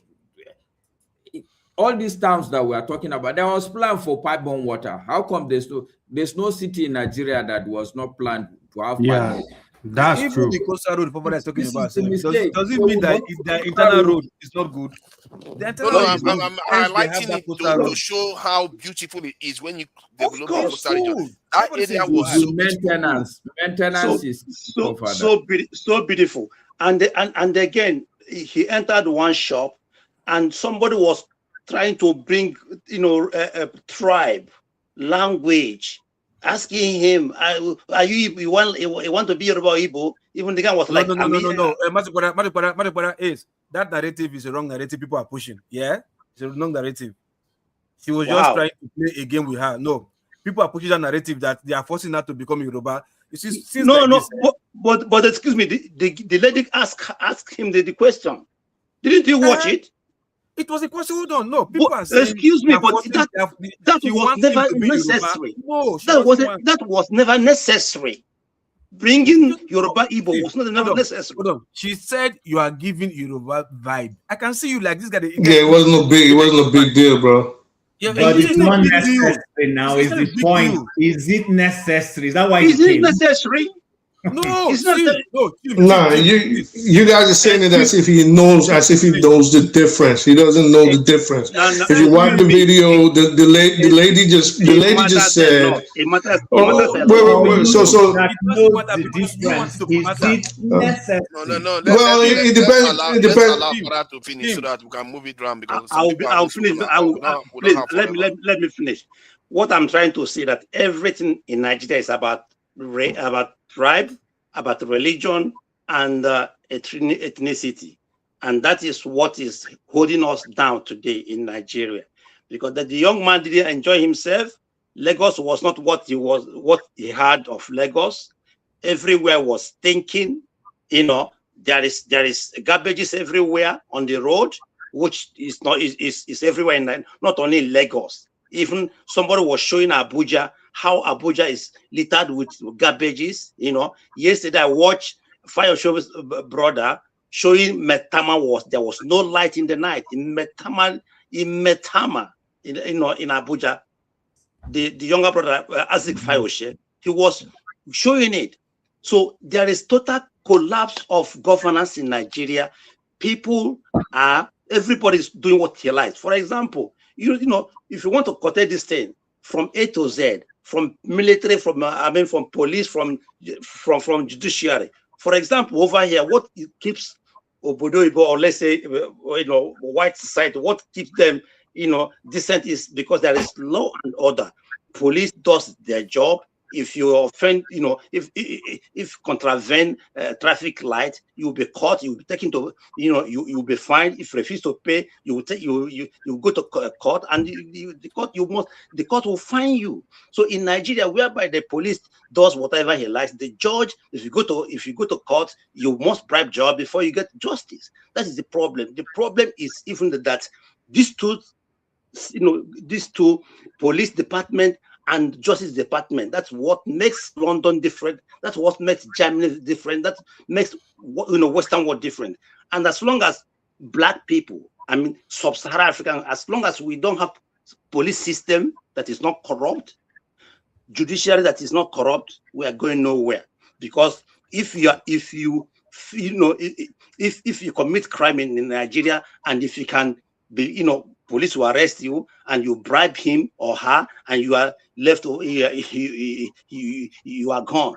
That means you can go back and do the same thing again, If you are taken to court, the judge, you give the judge or the lawyer the money, bribe him or her. That is it. You are off of the hook.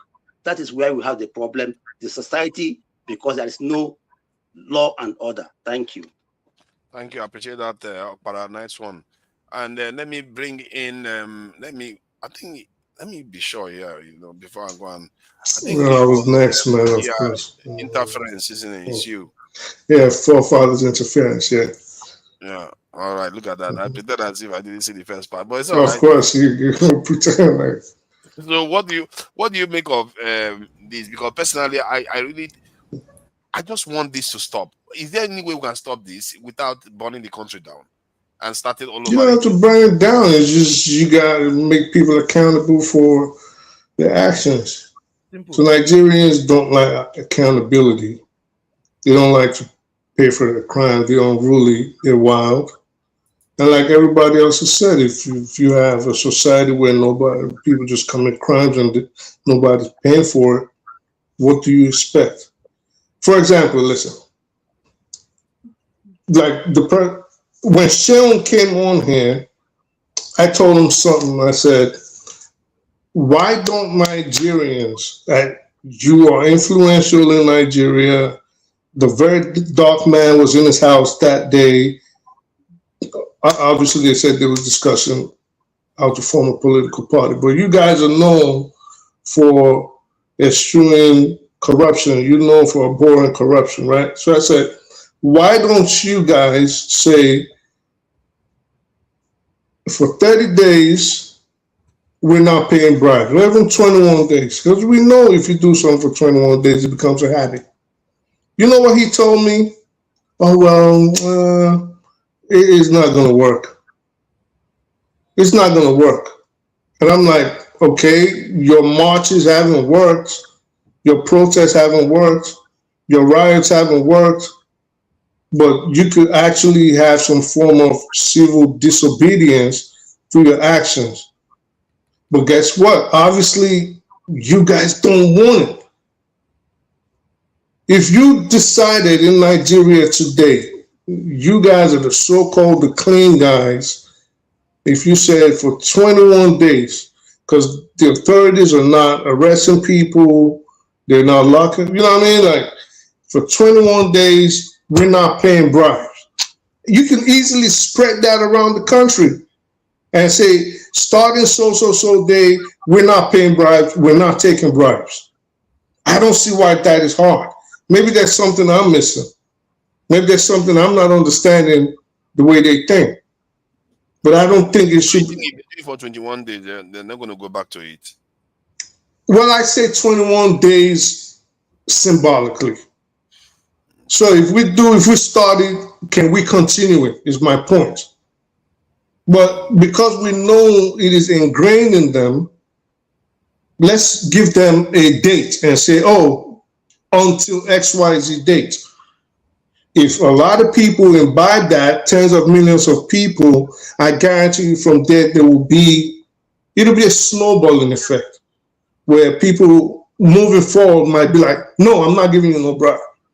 No, I'm not paying you. I'm not doing, you know what I mean? So I don't know why they don't want to do it. It is, I think it's just. Then, okay, what do you think about this Doge kind of idea where you have somebody that we know is highly reputable, that knows what he's doing, that means well for the country and wants to do the right thing, goes into all these departments and make sure they do what they are supposed to do it, and if they don't do it, he pulls that person out and chucks that person out and replaces them with somebody that has that power that we know that can do that. Can we not find anything like that? Basically setting up like a task force, like an undercover unit. Specific task force that is meant. That would be that person that is heading it based on his credibility. Under normal circumstances, that is what Nigeria needs. But, well, before I even move forward, Doge is not credible because they didn't even do anything anyway. But the idea seems like something. Yeah, but that is we have all these institutions. It's just that exactly. So having them is not having them setting them exactly. That's not it's the implementation exactly. So it's not problem. Enforcement. I told you our problem. You have the ICPC, you have the EFCC, you have all these other crime fighting units. Maybe can appoint somebody to somebody that they know this person has very, very upstanding against corruption and everything. Gives this person the power. Goes to every institution, every department, any issue that arising, he's cleans out. Is it okay? Is it okay if this guy, if this same guy, is it okay if this same guy that we want to put in charge? Remember, Ribadu was like that. So is this okay? This same guy we want to put in charge arrests Remy Tinubu if he finds her corrupt, or she, or his friends, or his family members. This is the conundrum. You know what I mean? So you can do it in such a way that because the president is not going to do that if you want to do that. But if you wanted to succeed, you ring-fence the areas. If you want, if you really want such a thing to succeed, then you want to do something that's scandalous. Meaning you want to catch a bigwig and use him as an example for the rest. You will have to. You have to. So that will send a message down that nobody is untouchable. But in Nigeria, are they willing to do that? So it has to be a top-down approach. Personally, I think, for example, Lagos is overcrowded, way too overcrowded. And you have to start figuring out a way to spread people out to neighboring states and discourage most people from staying there, and those that really do not have a business and are not of any benefit to that society, you got to find a way to kick them out. As cruel as it sounds, that is true. I think the truth, that's not possible to be done. I don't know if it's possible, but I think that is what this Lagos as itself needs. It is too overburdened. It's too small. How this is a structural issue that the government can only accomplish when they start doing the right things. Right. People are so for a reason. Right, because I mean, we will agree on that because of, for example, the infrastructure, employment opportunities. We know these things, but at the same time, law enforcement, especially with an expanding population, is very much needed. It is, and it is sorely lacking in Lagos. You know, Lagos was actually built for 5 million people. If the statistics are correct, there's over 30 million people there in a society that it's not up to I think at most 18 million at most, right? Well, we don't know. You saying 18, I heard up to 30. So 18 or 30 million for a place that was built for 5 million. That's a strain, number one, on the infrastructure. That's a strain on social services in a place where employment is lacking. Everything is lacking. So people have to move out. They should gentrify Lagos. Gentrify, not gentrify it. You have to obviously kick out the useless elements, because I think a lot of people are not supposed to be there. Then that's gentrification. I don't see anything wrong with that, because if it's going to enable it to function, then they should live on the outskirts or outside Lagos and come back in the neighboring states and things like that. But do that in the UK here too. But in any event, New York, for example, New York used to face the same problems, corruption. You know, until people like Fiorello, LaGuardia came in. You know, in Chicago, same thing. Elliot Ness came in. Sorry, forefathers. Actually, Lagos is not overcrowded, because if you know Lagos very well, the place that is overcrowded is that, you know, what they call the Motion, all those places. If you know hinterland in Lagos, they're empty. Lagos as which hinterland? Where is hinterland that is empty? Lagos is overcrowded. What are you talking about? It's not. Excuse me. Do you know Ikorodu? Do you know Ikorodu?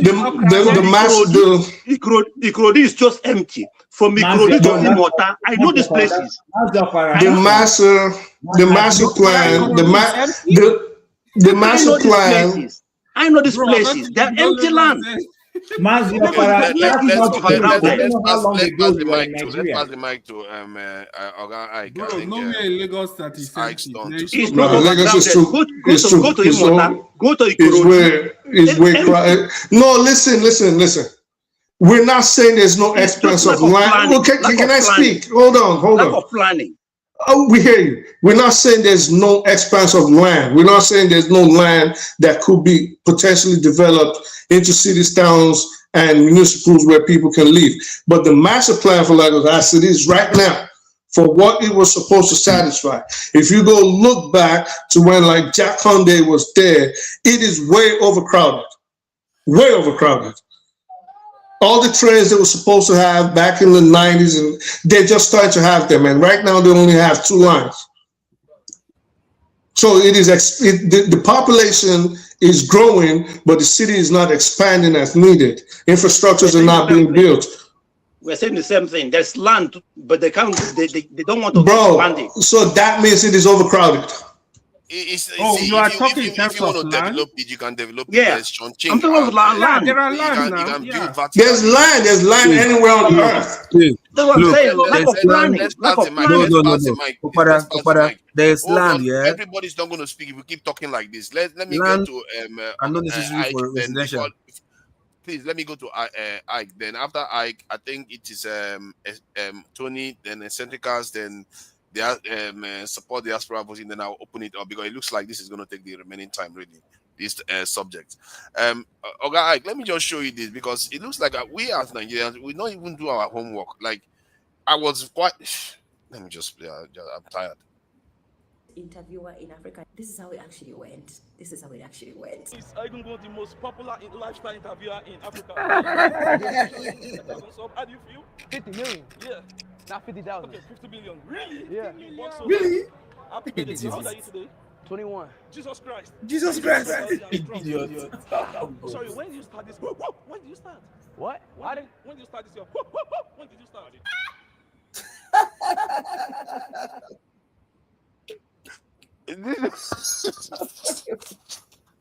Oh my God. Oh God.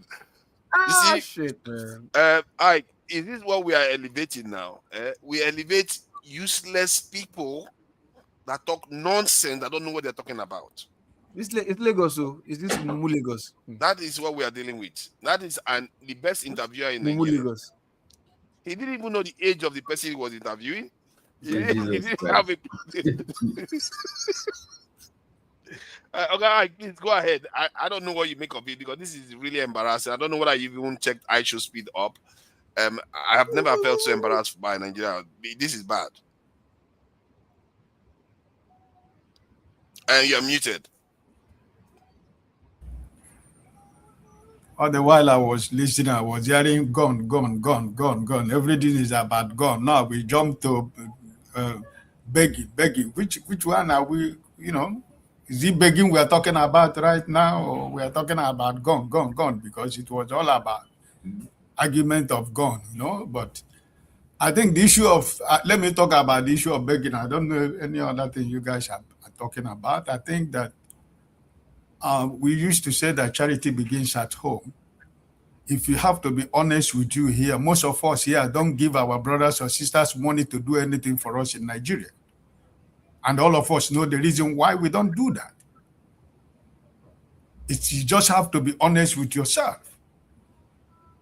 Because even your brother or your sister you think that is going to do the thing for you, they are the people who are going to make you dry. Because everything they have to do for you, they will add 1,000% to it. You see, people, sometimes you are from Imo State, but somebody from Anambra State, your friend, is doing something for you in your village. If you have to be honest with you, that's what is happening in Nigeria. So it's a moral decay that we have in Nigeria, that nobody want to do anything free, not only doing something with, with joy and happiness. You feel fulfilled that you were able to do something for forefather who is not available, and stop thinking about the reward you're going to get later. Right? So it is something that has been in Nigeria. Are you going to blame the people that are begging? Your so-called leaders, they put them in a situation where they have to see that begging is normal, because they are stealing the common way that belongs to everybody. Right? So when you see a situation like that, the person that is begging you, is there anywhere in Nigeria, if you are honest with you, Maska is in Nigeria, is there any office in Nigeria today that you are going to enter and you are going to get the paper that you need free, even stamp? Is there anywhere that it happens in Nigeria? It does not happen. And they will tell you, if you don't pay money for that stamp, you are not getting anything. And that's the point. That's the story. Have you ever have a document where you live and you ask somebody to go and, okay, example, foreign ministry, maybe you don't have anybody in Abuja and you want to go to Lagos where they have the liaison office. The same charge they will charge you in Abuja is that what they will charge you in Lagos. They tell you, if you don't want to go to Abuja, so we are in a situation whereby that nothing is working. It's the same thing. In Nigeria, we have, politicians has made Nigerians, a lot of us have no conscience anymore, as long as it has to do with money. Because you that live in abroad, they think that there is a way you planted dollar in your backyard. So every 6 months, you go and pluck your dollar. And everybody want to take advantage of that. So the idea you have a mind to bless somebody has already gone out of Nigeria. And even when you decide to bless somebody in Nigeria, he or she will think that it is his entitlement that you have to do it. There is no more appreciation of trying to bless somebody out of your own heart. Because it's normal. I'm a Christian. The Bible says giving is more profitable for me to receive. And now, if you give now, they think that it is your right that you have to give, right? So it is from your home.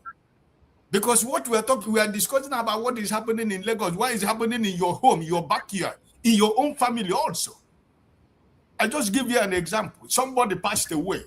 that my family, everybody has to go. My senior brother, who was supposed to go, was not feeling good. He sent money for transportation, for food, for drink, for everything. He chartered the bus that is going to take the whole people to the place. And I sent money, and I said, this is the way the money will be given. But I said on one condition, because what I'm trying to tell you is the way I do. After bringing all those things, they told my uncle's son that before they will go to that burial, that we have to pay. If we have to give them money before they can go with the bus. That my senior brother have to pay them money for them to go. If not, they are not going to go. And when my senior brother told me, I told the guy, listen, those money that I wrote names for the people that are going to, the elderly one that are supposed to get that money after the burial, keep the money. If it is only you that is going to go to that burial, go to burial with everything that we have been bought to go to the burial. And he ended up, most of the people that were supposed to go did not go because they didn't give them money. And when he came back, I told him, take those money to certain people, certain women in the villages that I know that, you know, I said, go and bless so people in the village. So this is what I'm telling you. A lot of us who are living outside Nigeria here, we you know, our families sometimes turn us into a money-making machine because everything you have to do, they have to charge you what they're going to do, even though that they are going to be the people that are going to benefit from everything you're doing. But no, because they believe that it is an entitlement that you have to give them money. They forget that every celebration, every Christmas, every New Year, every Easter, every whatever celebration that is being made, you try to bless as much as you can. It doesn't matter to them anything. So it is something that we all should understand, that all of us are victim of that. Because I am telling you, most of us who live here, for you to go and legalize a document, even in your own local government, it will cost you more than even when you fly yourself to go and do it. Even though when you go, they find out that you're from outside. That's another double wahala, because you're going to pay from your nose. Because everybody wants to take advantage. After all, this is my chance. At the end of the day, they don't pay me salary. I've been working in the local government for almost 6 months and I have not received my salary. So they see forefathers that somebody go and whisper in the ear somebody of the chairman or secretary or whoever in the local. That guy came from London. Okay. You want to get this paper? They will tell you, they will read so many things for you in order to make sure that they're not thinking about you coming tomorrow to do for another day. That time you came, they want to take everything at once. So it's not a matter of Nigeria is begging. Some of this begging is based on is a kind of people think as if it is a culture something. But when you're talking about the issue of Lagos, right? But the thing is what I'm trying to say is that the begging has become part of Nigerian society because there is no more, the moral, you know, the morality in our society has gone from family to wherever, you know. So you don't blame people who, when you see people doing certain things, it shouldn't be a surprise to you, because even somebody close to you are doing the same thing with you, but because you are not there, you trust your brother or your sister, or you believe they're doing the right thing, even though you know they're not doing the right thing, but you still got to do it because you are not there. You can't be flying to Nigeria every 3 months or every 6 months, but you still have to do it. But the point is that normally the one that surprised me about this is, I know, like, we do it to ourselves, but this one is a foreigner. He's not even a Nigerian. Charity begins at home now. I don't understand. On camera, you were begging him openly on camera. I'm not sure I've seen anything. If like you that do it to yourself as a culture, you cannot change when you go to outsider. I don't understand you.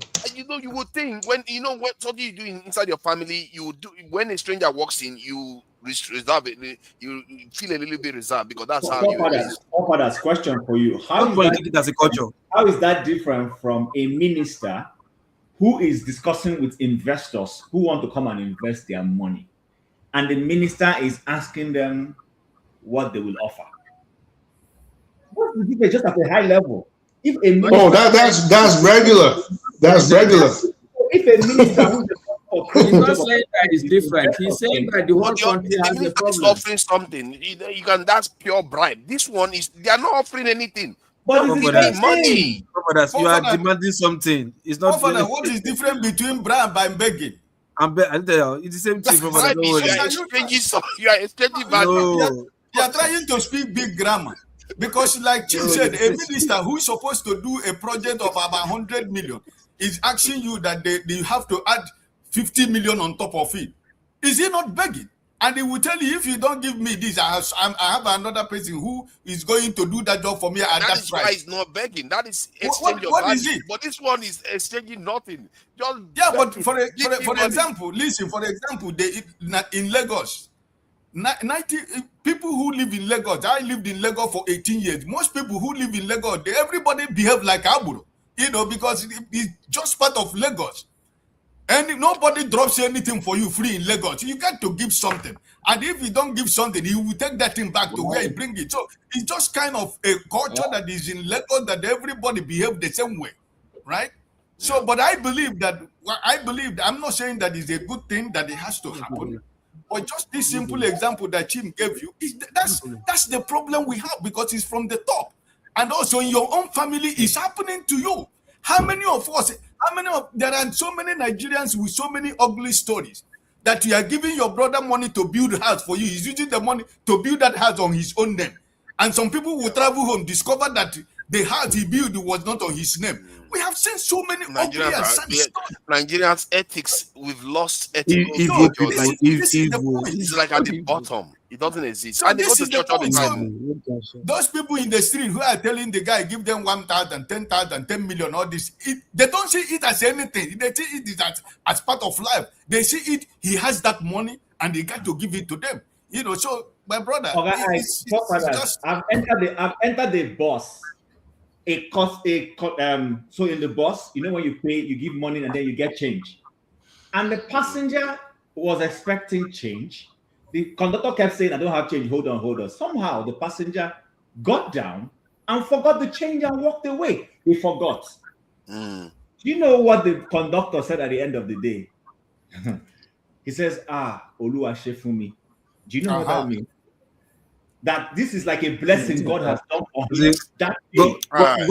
God done for me. God done for me now. That's a pro. So my brother, I don't know. When I was growing up, Nigeria was bad, but this level, they've gone on a different level now. Because we refuse to do something about it initially. Really there's no punishment for any illness. Maybe we shouldn't be lamenting it. How do we stop this now? Because personally, I'm thinking that we need a kind of war against indisciplined behavior. You gotta bring shame back. People are shameless. They're shameless. Let me give you a quick story. Something that happened to me in Nigeria one time. I'm going to a meeting, someone I just knew. I'm driving early in the morning. I gotta go close to them. You know what I mean? So I see him on the bike. He turns around. He sees me. We lock eyes. He turns around. He stops me. I stop him. I'm thinking he's going to ask me for money. He looks in the car, says my shoe. He's telling us, let's exchange shoes. And he's not refusing to go. He's like, I should give him. I'm looking at his shoe like, how am I going to wear this into a meeting? I'm saying, listen, don't worry about it. When I come back, you can call me. I'm going to give it to you. Nah. He was insistent. I had to drive off. Then he went around telling people that I was rude, and you know what I mean. But they have no shame, no shame. There's no shame. There's no shame to extent of how much they'll beg. They have no dignity, no pride, no shame. That's what you're saying. Man, God help us. God help us. I think he just needs somebody that is willing to, according to who said that maybe his family member will have to be. You are the one that said the interference that family members should be fair game if you really want to clean the system, because you need a kind of dog system. I'm sure there are Nigerians with a high level of integrity out there that will do anything to make sure people, lawbreakers, rule breakers, pay for what they are doing. You need someone like that to go from each department, keep eating all these crazes, and set an example. 2-3 months, you'll see that they'll shape up. very quickly. First, you still have to surround yourself with like minds, or else if you are there one man. Oh yes, you have to now. You have to have full authority.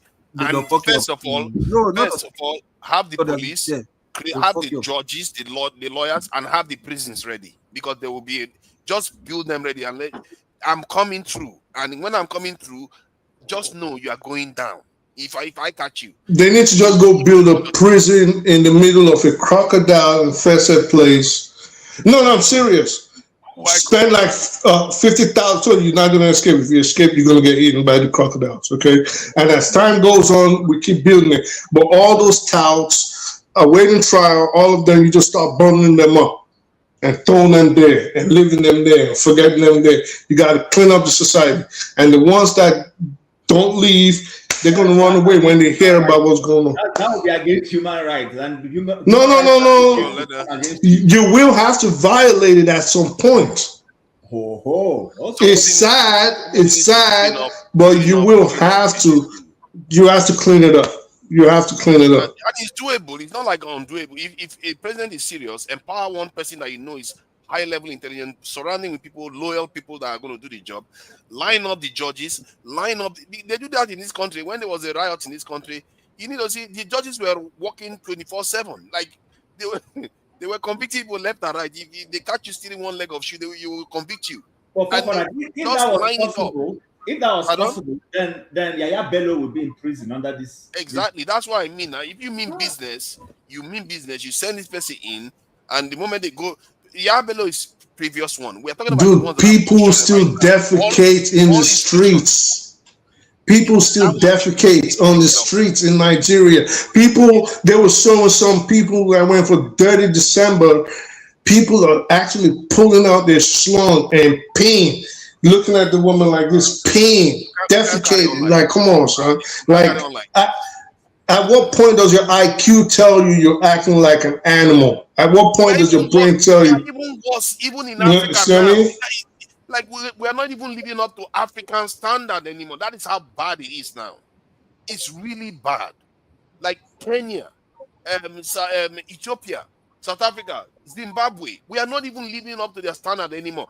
It's getting out of control. Something needs to be done. I don't know whether this president is interested in it, but any president that is interested in it, she just appoints somebody with high integrity, go from one ministry to another, and keep circling.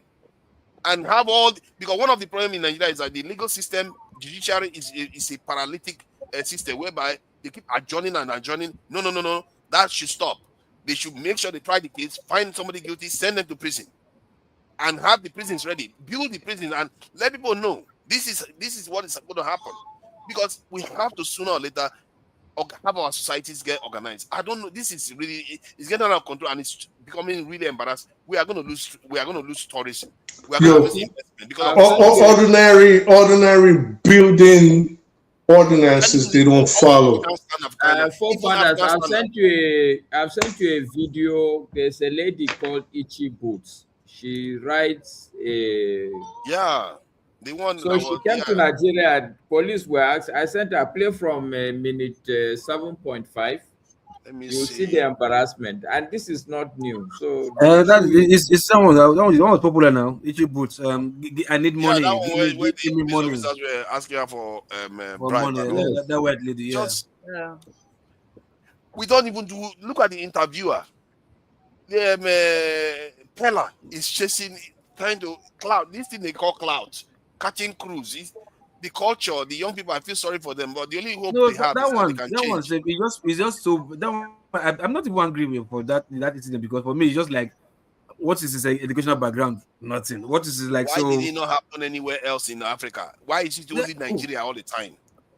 Because we clap on nuisance, we reward nuisance. You understand? Because there are too many nuisances in that Lagos that on a very good day, if not for this, this country has gone to the dogs. No, but this Lagos is just too it's just too much. It's just like it's just on your face. Other states this thing you are saying now, this thing you are saying is the major problem in this country. When something starts, people will ignore it. Exactly. No, not exactly. You are saying that he's the one now in Lagos. I'm saying that this is everywhere. No. See, nip it in the board. My brother, the thing is this, I'm not saying that if you don't start, don't make sorry, it. we But don't have like a lot when of it time comes in support menace, the Diaspora voting. We need to go to Tony so that we can get to you. Because people keep coming in and no, the people are not finishing. Nah, John Abba hasn't spoken. Yeah, because Anyway, I'm speaking to gentlemen, people good out. night, everybody. Let me go and sleep. At least. Yeah, thank you for joining Thank us and sharing your own experience. I have to say, this is a problem. It's solvable. It's solvable. It's not like we are saying our politicians can solve everything, but this one, they can deal with this one if they mean business.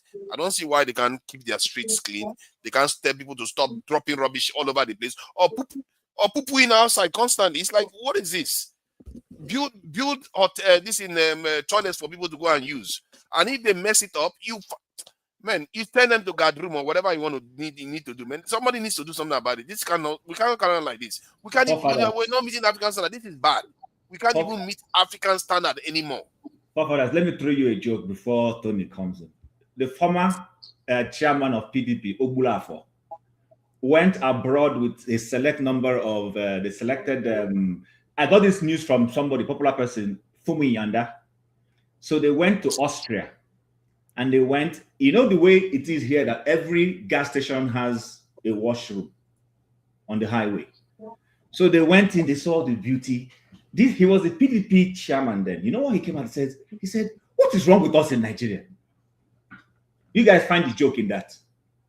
This is somebody who was close to government. He didn't know why people started laughing. Then he caught himself in the joke and said, he realized what he said. He said, what is wrong with us? The point I'm making is we have people who travel abroad. We have people who travel abroad in high level, come back and can't implement the basics of the things they see in the nations they go on holiday for. Scary. It's scary. I find that mysterious. Even in the Nigerian embassy, they will tell you to go and in the UK, they will tell you to go and get postal order. It's like, who uses postal order? We in 1975. But they will make you go and do it. And those same people that ambassador there, well, you once lived in the West, he knows how the system works, and he will still subject his people to that low-level existence. Man, our people, I don't know what is wrong with us. It's really weird. Like what you just said just now, somebody in government is complaining about the same people in Nigeria. Forget that he actually has power to do something about it. Also government today.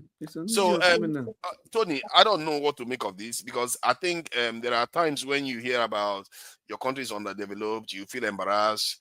419, you feel embarrassed. Your leader is sleeping and all kinds of rubbish. But this one, what makes it pain more is that the next generation have now taken this on. Not just the honorary next generation, the diaspora next generation. We're talking about Black Americans, Caribbean, Brazilians, not to mention all the other people watching. Young people have seen Nigeria and said, you know what, maybe I should speed left Nigeria not to embarrass Nigeria even more. Like before it gets out of control. Because the damage will be repairable. Imagine if he stays 2 days and something else happens. So how do we truly remedy this try to be as practical as possible? Because I think you know Nigeria to an extent. How do we remedy this situation we are in? Have our streets be clean? Have our people not just go and start begging unknown human beings, strangers' money? How do we remedy this? It has to stop. Thank you, Fafadas. Greetings, everybody. This is a very, very important discussion, and I think it's very, very instructive what we're talking about here and relevant.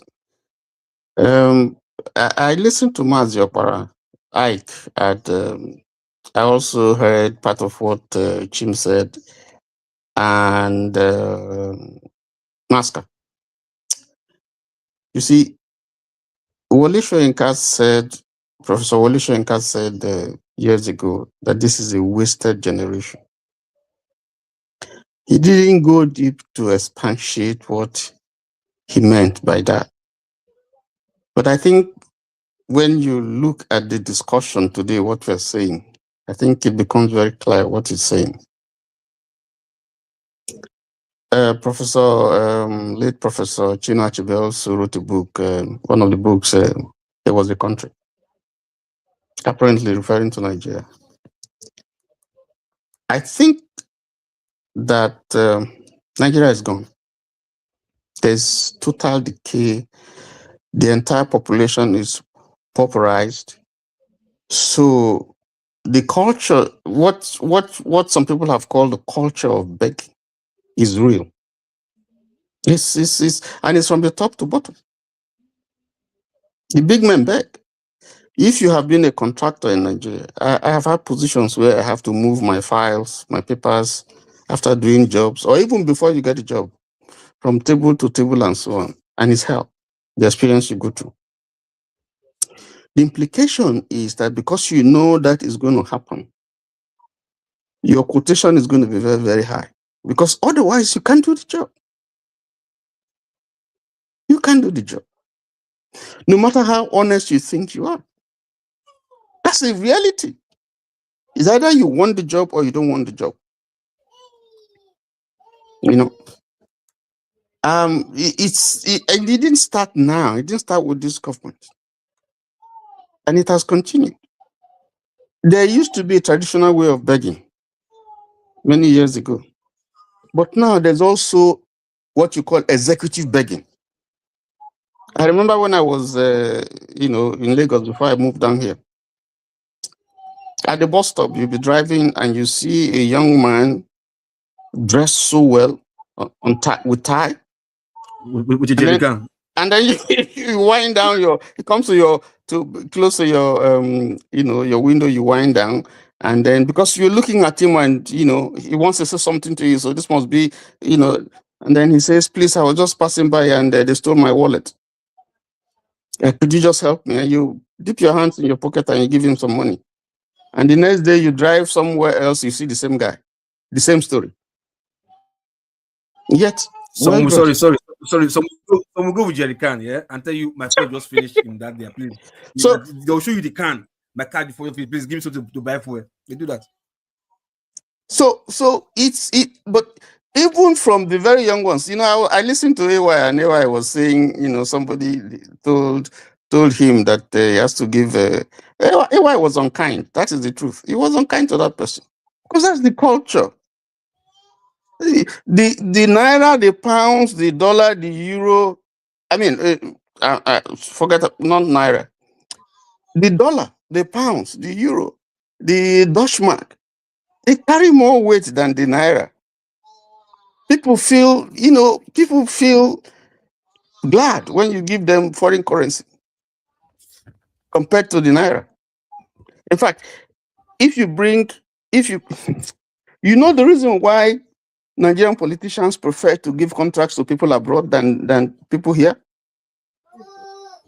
Because they are not caught up with the culture now. No. He doesn't even employ a Nigerian to head his company. No, that's not it. It's not because I concede that, yes, they do some good job. Foreigners do some good. Nigerians also do some good job. But the point is that by the time you mark it up, when you tell them to mark it up for you with so amount, and then you get the money in dollar. Yeah. And you put it somewhere. That fuels the bureau de change. They can hold the money there and use it to trade. So they start business. Man, and if you are in a seat where this... Sorry for interrupting you. Man, some of all this is... this week, I've been seeing things that just makes me very, very embarrassed. Really, the embarrassment is out of control. Do you know, like, I should speed himself. Hold on, sorry, I'm stopping because...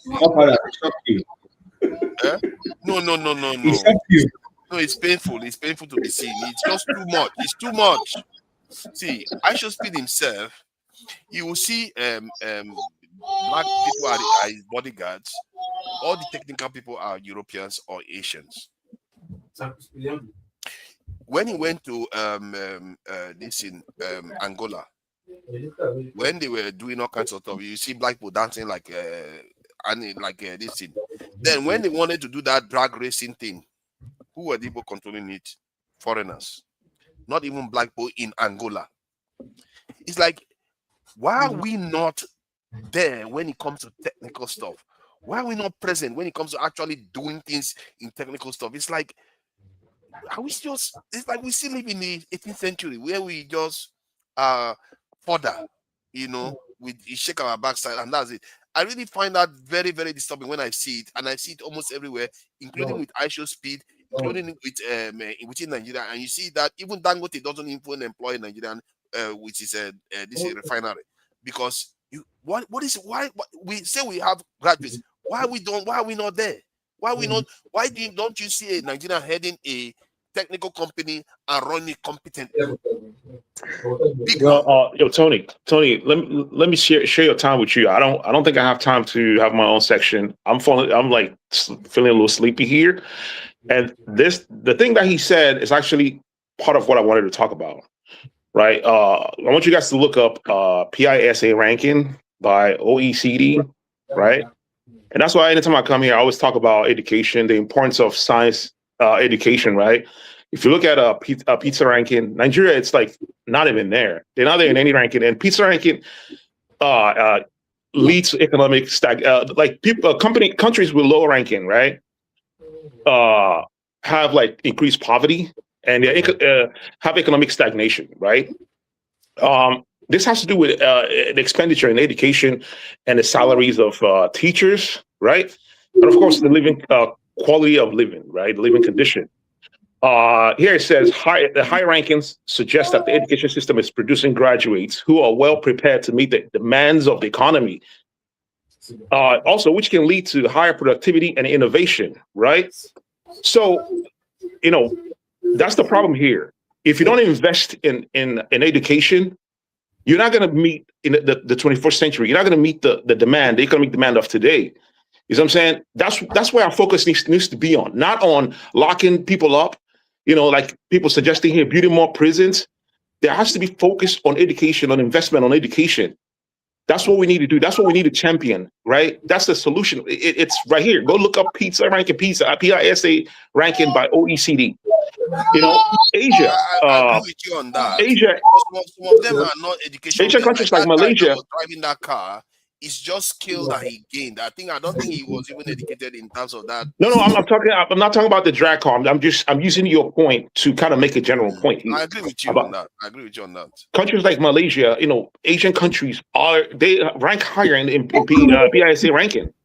They are going to be global leaders in the future. Africans is not there. We're not there. So this is something that we need to do something about. We need to do something about this, right? If you look at a ranking for Nigerian universities, right? You know, you have a University of Benin, I think, and it's a University of Ibadan or University of Benin and University of Lagos. They rank pretty high, right? In terms of teacher quality, I think it's Bangkok University rank pretty higher, but when it comes to research, they rank pretty low compared to like the top 11 universities in Nigeria, right? So and those universities. Like is it Bangkok University or Babcock University? Are Babcock, yeah. They're pretty expensive.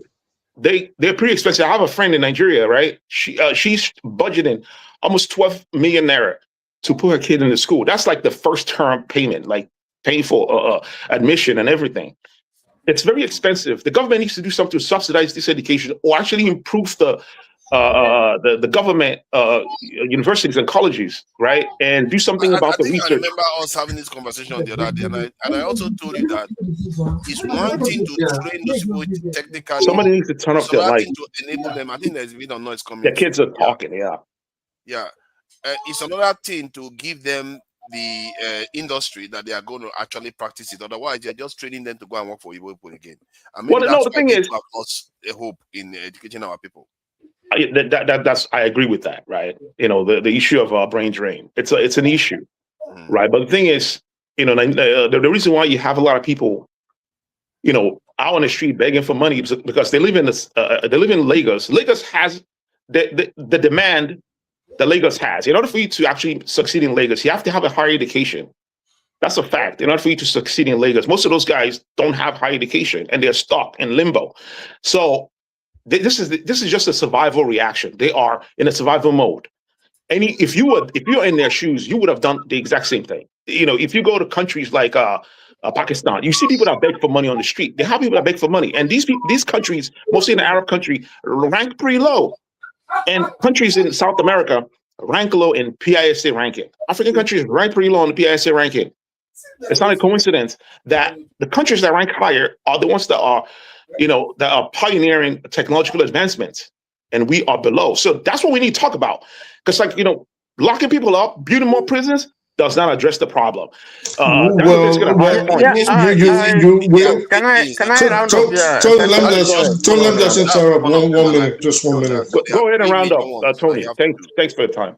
Just 1 minute, Tony. What I want to say, go ahead.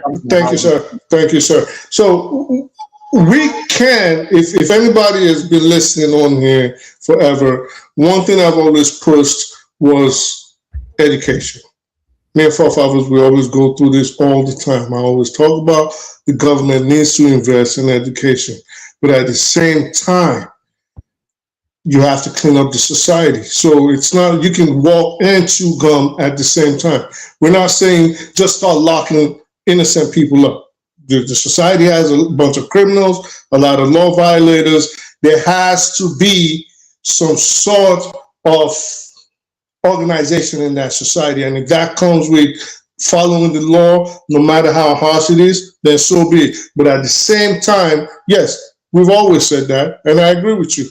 We need to educate the populace. It is unfortunate that education is sorely lacking, but we need it. But we can do both. We can do both at the same time. You can clean up the society, and you can talk about the quality of education here. Okay. Educate. Of course, I'm not asking. Of course, if we say education, we all know we want quality education. Everybody knows we want quality education. I think can I round up? Let me just round up, please. Thanks, Tony. Yeah. Forefathers, if you remember that we once had a situation where a cleaner in Murtala Mohammed International Airport found a bag containing foreign currencies in a bathroom, and she brought it out and handed it to her superiors.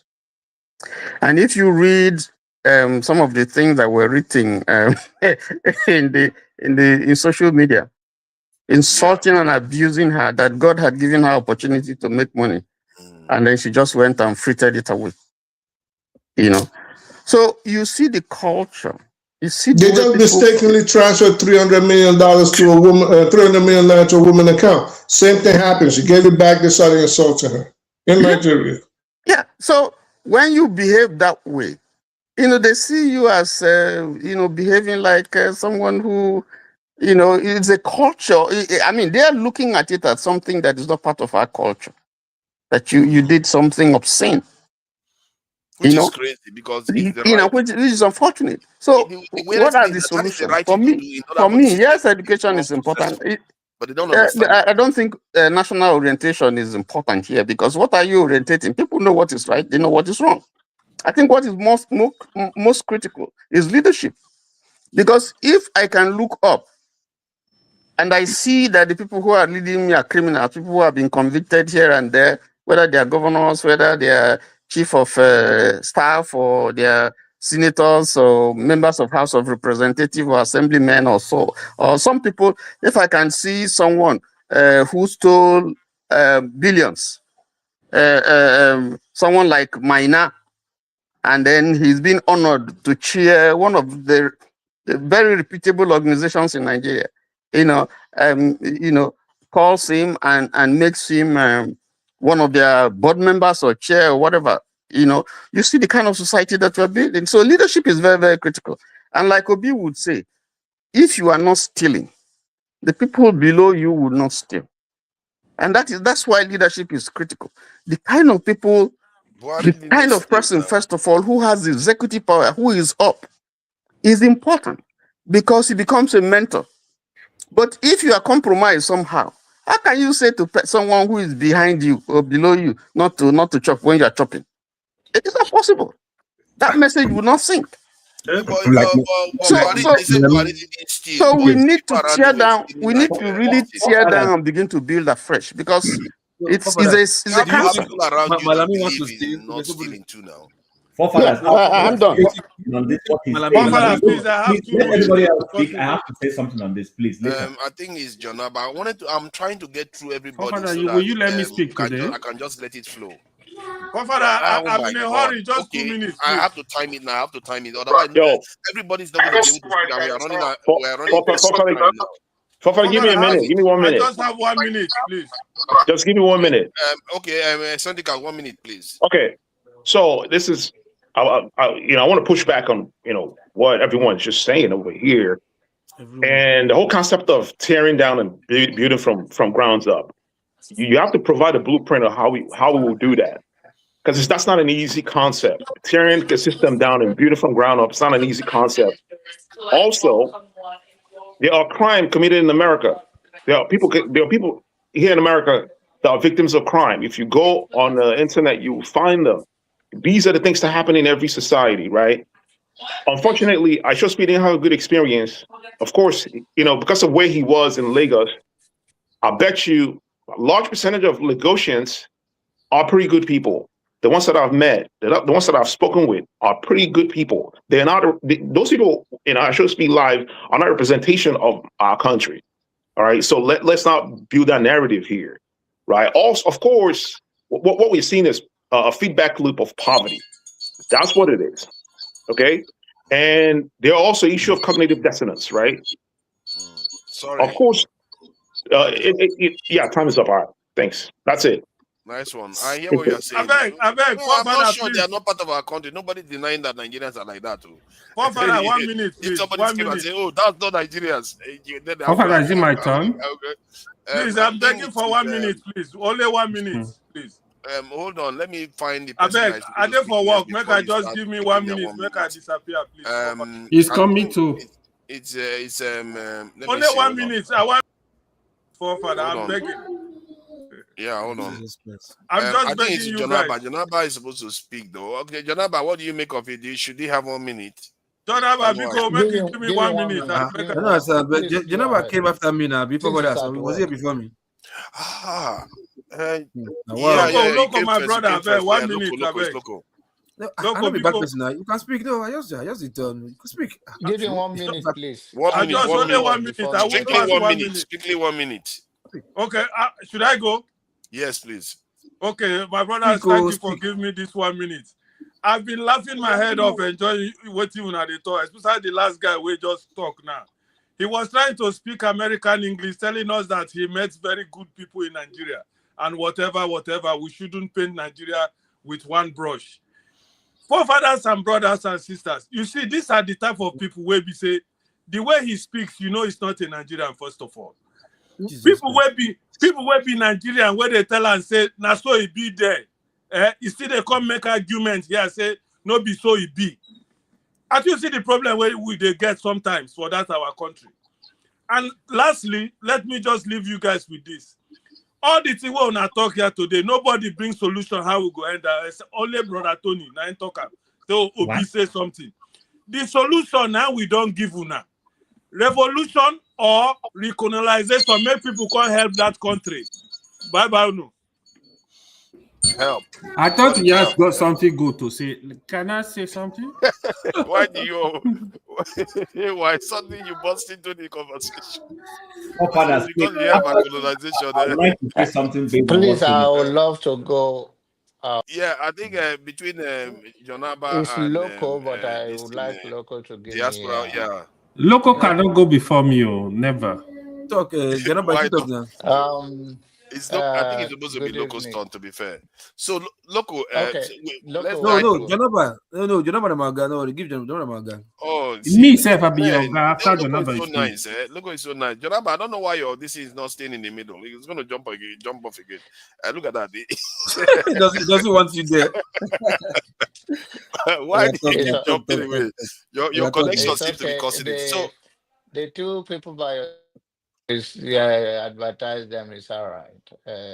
So Jonaba, we are struggling to meet African standard now. This is bad, isn't it? What are we going to do? Can you share maybe briefly your experience, then solutions, please? And I will time you 4 minutes at most, because we don't have a lot of time anymore. So the issue, can you hear me though? Good evening, yes, everybody. Yes, loud and clear. Okay. You talking about everybody have become Bambiala? Talking everybody because Exactly, Bambiala. That's what came to my mind. Bambiala. Hey. That's exactly what came to mind. And I didn't want to tie it to the north, but I was thinking, hey, is there something that is filtering down south? Is that the cultural thing where, you know how in the north they say the rich people, they are very, how do I put it, like charity to the poor people a lot. I feel like maybe there's an element of that because Tinubu does it in Lagos that seems to have crept into the behavior of these so-called Western people now that is not present in almost any other country in Africa. I didn't see it in even Egypt. Egyptians, they like to beg money a lot, but when they beg money, they are offering you a service. They are telling you, buy this for me, buy this cloth for me, buy this hat for me, buy this jewelry for me. That's how they do it. They don't just come and say, give me money, give me money, give me money. That's what our people are doing. Have you ever seen anything like this before? I've not seen anything like this, but in my own time, I've never seen it. No country. Bamiala has been there for a long time. The only thing is that you guys from the south used to demonize the north one, approach one. But they're all there. They're in Lagos. They're in every part of Nigeria.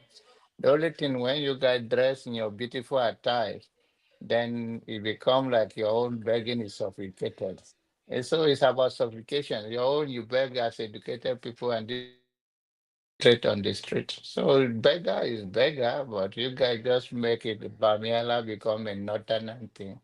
Everybody is a Bamiala in Nigeria. So I have to say that I don't, when I only one thing that always make my blood pressure go up. When you guys go to be say that the top is if the person you're on top, you are not stealing the bottom, will not. Or be that one election on stealing more than your election being rigged again. I don't understand that we set our standards so low that we do not see anything wrong. Then we say, oh, sin is not a sin, or sin is less a sin when it's this person that committed it. That is the lowest thing you guys will bring here all the time, talk about to be. If it will be our savior or is the standard that we have to look into our politicians, then we are going nowhere. That's not true. It's not differently from these people. It's just like he's a smooth talker. Just like those pastors that are going after people's wife and people's children, and they will dress in a beautiful way and this being hypocrite. The same word they are using is the same thing that are doing. Just a projector. Who they are is what they say the other person is.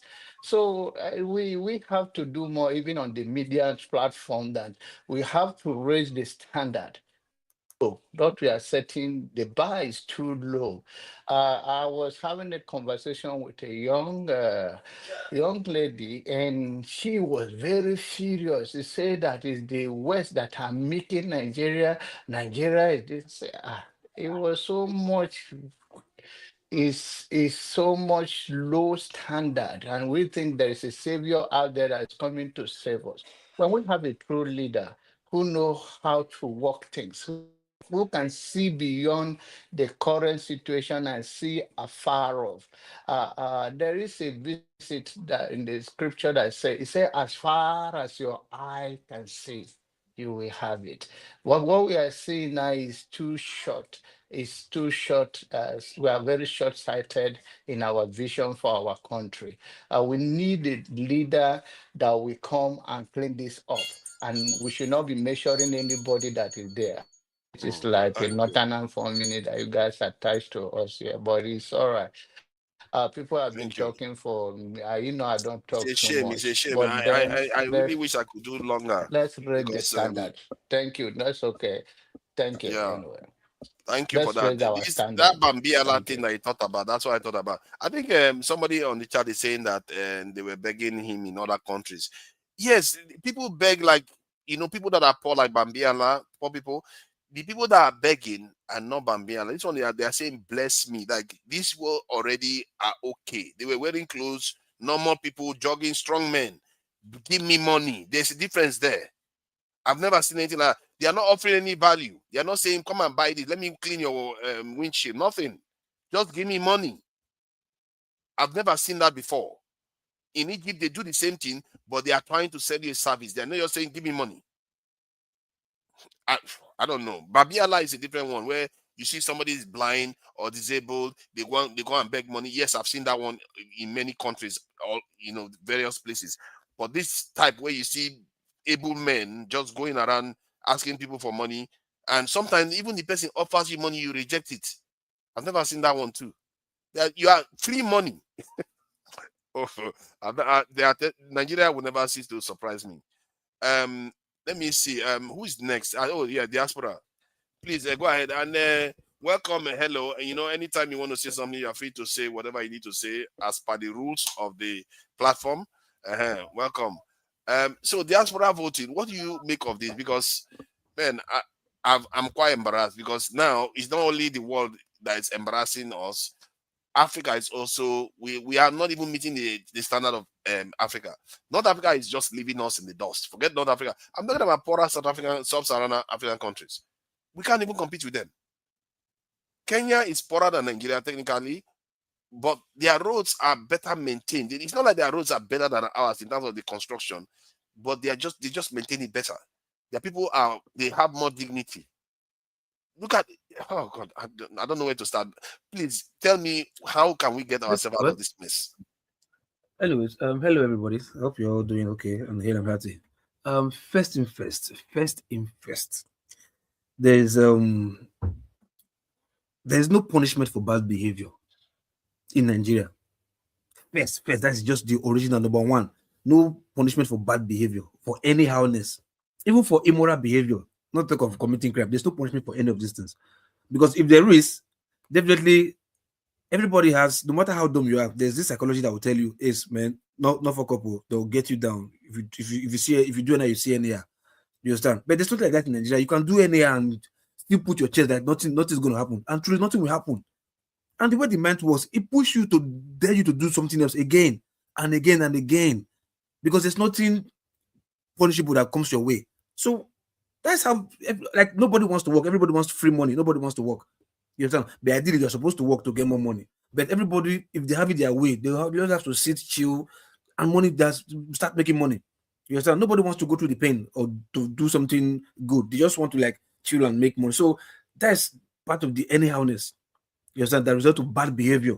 And still, we don't get punished for it. You understand? And one other problem that I saw majorly, and this problem starting, I know it's not starting, it didn't come up now, but it started really its ugly head again, that whenever anything happens, any event that happens in Nigeria, yeah, if there's maybe something that doesn't go well, I've seen that people want to first of all take the lens of tribal bigotry and want to scrutinize it first before they check if there's any problem.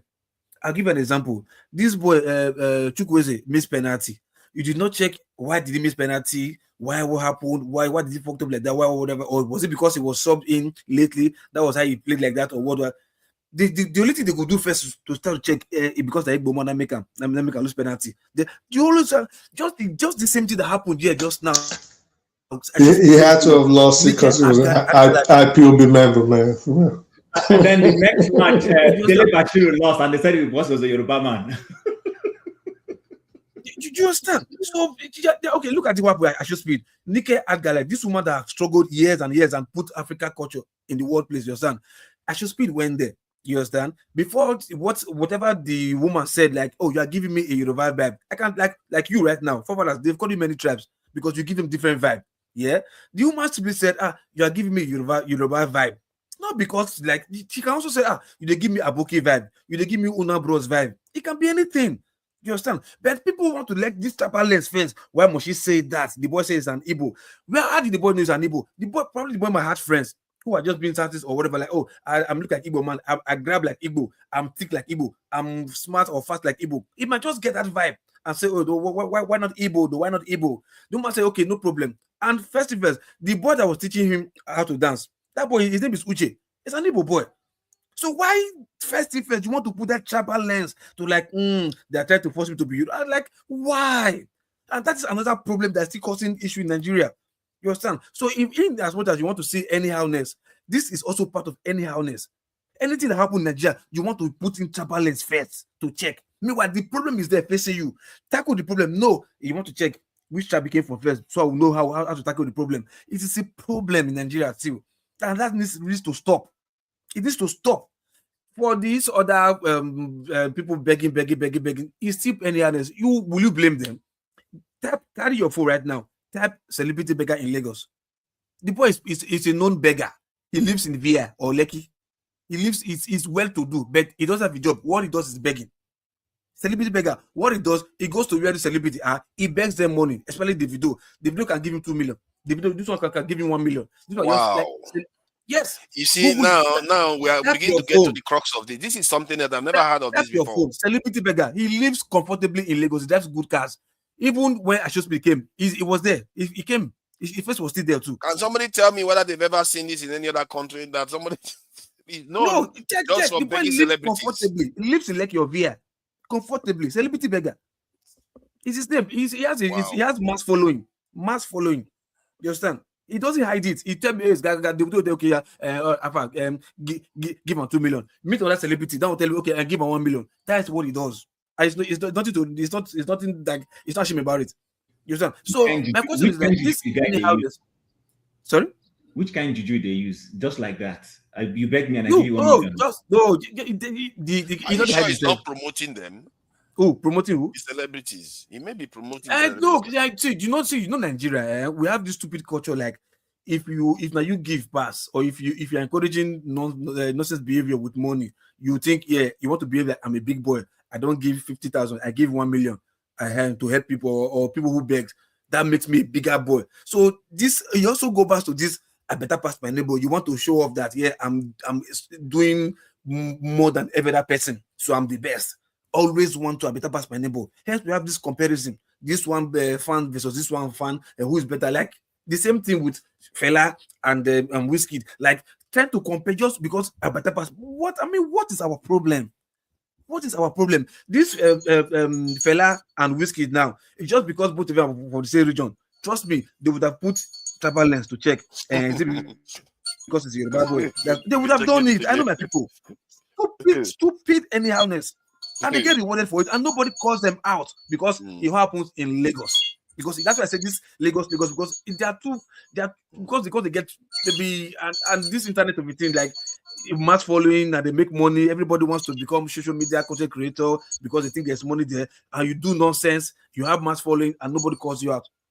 Thank you. This has to stop. It's a culture that if we are not careful, it will even be worse than what we see in Asho Speed. You understand?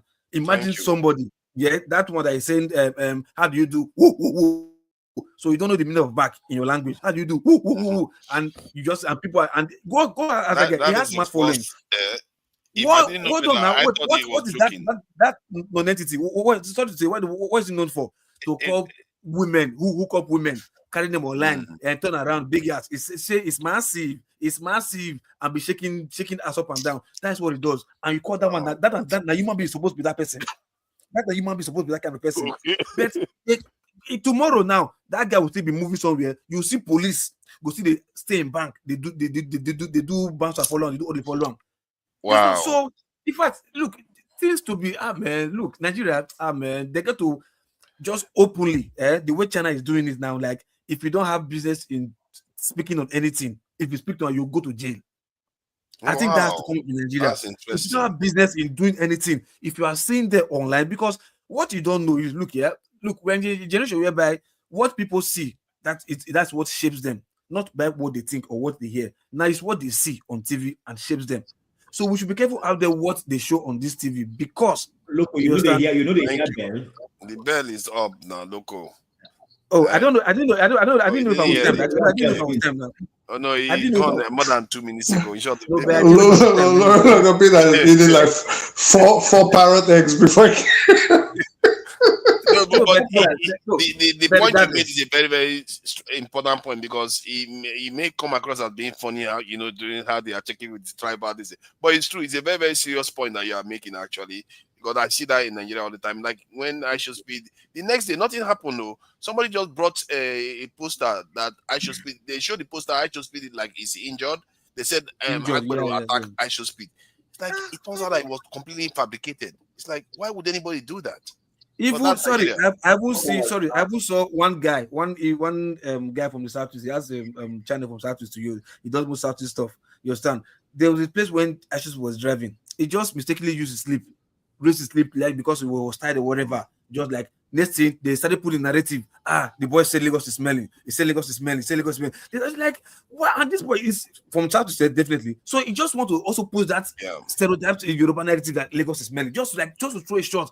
So man, look, god damn it. Yeah, I don't know. and Southeasterners, when you are the one doing it, they don't do that. See, that's it. That's why I said it here some time ago. Every time people that are complaining from you are the first to jump online to go and complain about it. I said this is some time ago. I think it was last year. People from Southeast are complaining. They are like the Yorubas and this answer they are complaining about. They are the same people. They are like the same. It's just that because they are on the receiving end of somehow they shout. They are the same people. Trust me, they are the same. I know them. Sorry, I wanted to say something. Unless you want to give the lady the slot to speak first, but I wanted to say something. She wants to speak. She can take it. She can speak anytime. Okay. I just want to know. Sorry. You can put up her hand now to speak now if you want I'll to. put up my hand, please. Loco, not today. Thank you. So I want to. Which one be not today now? I just say if you want to speak, you can put up your hand. Which one be not today? I don't understand you. I beg, just calm down. Calm your nerves, please. Stay in your lane. I beg. I take God beg you, please. I just want to. For what now? I don't want to jump the line. Now, please. Now, don't raise your voice at me, please. I just want to say I don't want to. You make her straight now. Look, leave my sister. Leave her alone now. Hello. No, she attacked me now. She call my name. She attacked me now. Why should she call my name attack me? Why should they call my name attack me? Please now. Loco, just leave it. Loco, let her be. Let her cut. Me, I don't go bend for you. I don't care whether I be woman or not be woman. All I want to say is that I don't want to jump the queue. I'm happy to be behind the person. I'm happy to allow people that came before me to speak. That's all I wanted to say. Thank you very much. Thank you. I appreciate that. I think everybody has spoken now. Put up one to speak now. I can't talk everybody about has spoken technically. Jim, you wanted to say something? Yes, sorry. Thanks if you just give me. So, it is in respect to, because we've been giving solutions. I don't think since we started talking here, many of us have given solutions. We talked about the National Orientation Commission and how that helped in the military era. Let me just add one thing. You see, I think when it comes to Nigeria's challenges, one of the things that I believe we're overlooking is our politics. Politics, economy, education, science and tech, and everything is in that order. If we don't get the politics right, the economy will not be right. It's a fact. If you go read series of books or follow people, you will discover that the politics, for every politics that the economy flows from, there is always a class of people who get power. And when they get that power and play their politics now influences the economy of the nation. Listen, let's take, and I don't intentionally pick on Tinubu, but let's use him as a case in point since we're having this conversation. This man has an idea of how he wants to play politics. It is a prependal politics he plays. It's a politics that is dependent on subserviency. He brings his cronies around him. He does this all the time. And then they have a plan on how they want to marshal the economy, sometimes selfishly for their own interest. They want to create, because every political system wants to create its own economic stooges. Any big man who, even Donald Trump in the US, who is president, he's creating economy for some people. We tend to overlook this and are myopic about it. So for some of the things we want to change, for the person saying education, listen, if the political interest is not to educate the people, they will not get to that educational angle. If the idea is to make sure the people are subservient, you won't also give them that education. But if you have a leadership who brings, and the whole idea is we want to mass liberate our people. We want to be able to take this political power, empower the people, help them gain education so that they can also unleash their potentials. It will flow, it will cascade. It might look too theoretical, but that's a fact. When former President Buhari was in office, please, let's be honest, go and look at how the system flowed versus when we had an Obasanjo or even a Jonathan. You would see there was a difference in all of these things. But we always tend to overlook it. That's why, for me, the political angle is always critical. If we jump it, every other thing is just going to be a waste. Even this, your military defense that you keep talking about, if the guy who is there has no interest to secure the nation, he will be going to France. He will be simply going to France. And I'm using France as an axiom. It could be China. It could be anywhere. But once you get that politics right, the person has an agenda. Because there is nobody coming to office that doesn't have an agenda. The whole question is, What is this agenda? Is the agenda for the good, greater good of the people, or you want to create a class of your own people? Like we see. That's why when, people get into office, you start seeing all sorts of tax system, and those things are geared. This tax system this man is bringing, he always had that in mind. It's part of his political agenda. So for me, I will advocate that Nigerians, come 2027, look very well. Anyone you don't like his politics, likely his economic programs are going to be inimical to the people vis-a-vis the educational system. But if this politics is good, you can say that's fairly okay for the system, then before you know it, even the economic system and the educational system, it will just cascade into all of those things. It's simple logic, but sometimes we skip it. Nobody wakes up. Yeah, go ahead and say what you want to say. Yeah, the thing about the politics is that we have so many different types of politics around the world.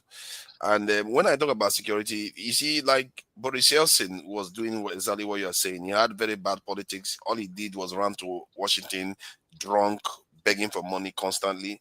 But because they had security, when Putin came in, he had something to build from. Immediately within 4 years, he turned the country around. I witnessed this happen. He turned the country that they were calling a third-rate country. They were calling it Russia a third-rate country when Putin and Yeltsin was there. They have videos of Clinton laughing at Yeltsin when he was making his speech. It was like a joke. The mafia was running the country. But because security was already in place, the security is like a knife or a gun. You already have them. Whether the person is using it or not, the person that will have common sense, the moment they show up, that country is back. But if you don't have it, you're going to go to hell to get it. Let me use a little example. Why do you think, tell me why it would be in the man who is in office now's interest to remove touts? Aren't touts part of the instrument he uses to get to office and to accomplish his political goals? That's what I find puzzling. They don't need touts. But that's the point I'm making. That's his politics. So because it's his politics, he can't educate those people to do better. He wants them to stay in that frame where he can always call on them to accomplish his objectives. Use them for his bid. That's the point. So, and why I'm saying is for those who are saying, oh, educate mass, a leader who has no interest in your children cannot mass educate them because that's not his interest. But somebody who is telling you, listen, let's have a good politics, likely would want to train your children. It's a simple Jim, though, have you ever seen a Nigerian, like when you're having all this conversation, that is not interested in having Nigerians educated? A lot of them now. Hold on. Let me take the one. Nigerians, like on this panel. If you ask everybody on this panel, they want Nigerians to be educated. That's what we're saying until we get to the office and we see it. Exactly. That's the thing. Why did they transform to something else? Okay, good. So listen, I'm going to take the man Awolowo because at least we can relate with that. His politics was that he wanted his people to be, enlightened. And you could see that even as premier in that little place where he was as premier, free education, infrastructure, he was doing a lot of things. Listen, we might have other things to say about him, especially when it comes to ethnicity and code, those who want to go that line. But you could see clearly this guy's roadmap of what he was trying to accomplish. And the southwest of Nigeria is still enjoying the vegetables of that thing till today. But the one who is in Aso Rock now, right now, let's take his Lagos. What was his educational policy in Lagos State? What was his educational policy in Lagos State? Everything he did in Lagos State was to entrench himself and his family so that he can consolidate. That's the point I'm making, and that's his politics. His politics is to subjugate people. Listen, forget all these things you see. That is his politics. And your politics will showcase in the economy. You're only creating a few people who benefit. You're creating a few people who are educated. The whole idea is when I finish my son, my daughter, my wife, everything. Listen, open your eyes, it's clear. The thing is we live in denial a lot, most of the time. But when a man has a good politics, it will showcase in the education. It's just, you can't give what you don't have. And that's why for this man to say you're going to come to office and then you get good people to run a Doge, no, it's not going to happen. Will he submit himself to Doge himself? He won't. You could defend some areas because there is this other school of thought that says you can even get bad leaders to do the right thing if you have the right kind of followers and the right kind of people surrounding him. You can get them to do the right thing. So it's a feedback loop. I agree with you on your point. And regarding this education thing, when we were talking about technological revolution, I wanted to add that when I put technological revolution on mine, that includes education and industry. We always talk about education, we don't talk about the industry. Because if you don't build the industry, you're just giving them to other people to go and work for other people. That's what I see happening in Nigeria all the time. But that's the point now. So take for instance, I know every time I say this, people like when somebody was saying that Lagos is congested, why wouldn't Lagos be congested when there's no clear-cut program or plan to ensure that the place does not hold everything? I'm not against Lagos State, but I'm simply saying there's some basic things government would have done to ensure that this one place is not saturated with everything. With almost everything. Yeah, everything is there. Listen, brotherly, seaport is a national asset that includes national security. Seaport. So why don't you? Port Harcourt is only allowed for oil and gas. Put these things very well. Let there be a competition, and then you will see how the whole place will bloom. But when you force everyone to go through Lagos Seaport, Badagry Seaport, the one that they have built in Ekpe or Lekki or whatever, you are forcing one place to carry more than it can carry. You're forcing one place. But when you liberalize these things, then those who are, you see that there are people who have no business coming to Lagos. There are people who don't. But Tim, all of this is not going to work, or it's not going to be achievable insofar as the federal government is as powerful as it is. I agree with everything you say, but we have to somehow divest some of the powers that the federal government holds on, for example, the ports, right? Why can't they be region run? Why can't they be state run? You get what I'm saying? I speak the truth. Those things can still be in the exclusive federal list. And we have somebody to say, even though it's on the exclusive federal list, the seaport in Port Harcourt still belongs to the federal government. Liberalize it, let it work. I know people who live in Ibadan who don't want to live in Lagos. I have a friend who, she was living in Ibadan, coming to Lagos every day to work. Monday, she comes to Lagos to work. Friday, as she's leaving, she's going back to Ibadan. And I asked her why. She said she can't stand Lagos. This is not an Igbo person.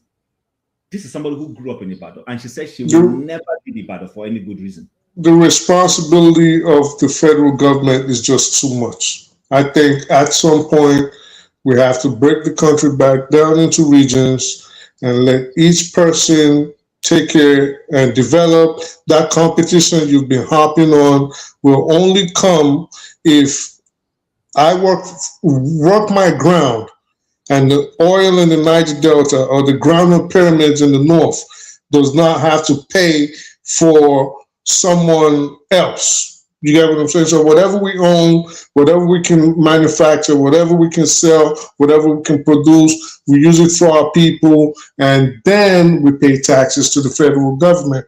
But this situation where the federal government, 4 states take care of the remaining 32 states, it's just not fair. You see what I'm saying? Like 4 or 5 states take care of the remaining states, and everybody else is just insolvent. And every quarter they run to Abuja and they say, "Oh, where's my money? Where's the money you want to give me?" You know what I mean? Like, we can't keep doing that. We keep doing that, we're not going to develop. Thank you. Fafara, are you going to let me speak today, or no? I wanted to bring wait till tomorrow morning. We round up because we have to be rounding up. The time is on our side. Let Ayo speak, please. Then. Yeah, please. Yeah, go ahead. Hello, and thank you. I Is it not Ayo's turn? No, just say what. AY. You said it's my turn now. Yeah. Thank you, my sister. Okay. Yeah. I actually love what Chim was discussing, especially the seaport aspect of it. Also, what Bubumbre said as regard the regionalize this country. I've been saying it. What I see with Nigerian leaders, they are not actually interested in developing the country. This is just the honest truth. The intention is not good at all. Like what as Estatrica has also said, as regard the education, we used to have research institutions that are really good. UI, they had very good professors. I'm sure a lot of them must have died by now. OAU had very good professors, solid. We have Suka had some very good professors. Honestly, Unibe had some very good professors. ABU has some very... Right now, I can tell you, a lot of them are gone. There is a problem. If we want to... I think where the problem is, we have people that are not interested in solving the problem. Because I think that should be the first thing. If we are interested in solving the problem, the solutions will come.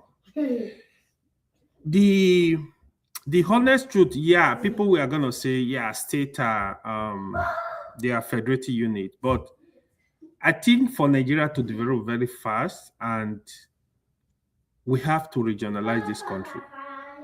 In that way, you actually allow each region to control their resources. Everybody is going to wake up. I'm telling you, everybody is going to wake up. By the time you see this region is doing good stuff, they are doing good, every region will wake up, because there is no region in Nigeria that cannot actually, that is not self-sufficient. Because we understand that, oh, some regions are producing oil, some... When you do that, regions are going to wake up. Even the northern region you see, they are doing well in agriculture. They have the land. They will do very well, because you are... When you say regions, are you talking about the current one or the old one? Not the correct one. What is the correct one? Like, you mean like the six geopolitical zones? Yeah. Yeah, they can make it like that. That will be the easiest cut. That would be the easiest cut. Regionalize the country. Now you reduce power at the center. South will be overwhelmingly more. Will be it's not like that. See, no, South will have to be divided into two. Hold on. Ask yourself, who is going to lead those regions? Who are the leaders of those regions? What are you talking about? So, it's a question. I'm just asking. You have premier, whatever you want to call them. You have premier. Well, he means the same political class. Okay, That's like one person, like the same. Your political leaders will still be the ones to go there. No. Okay. In doing that, you have to do for example, you have to have a very good electoral system to produce competent leaders to lead this region. This is not rocket science.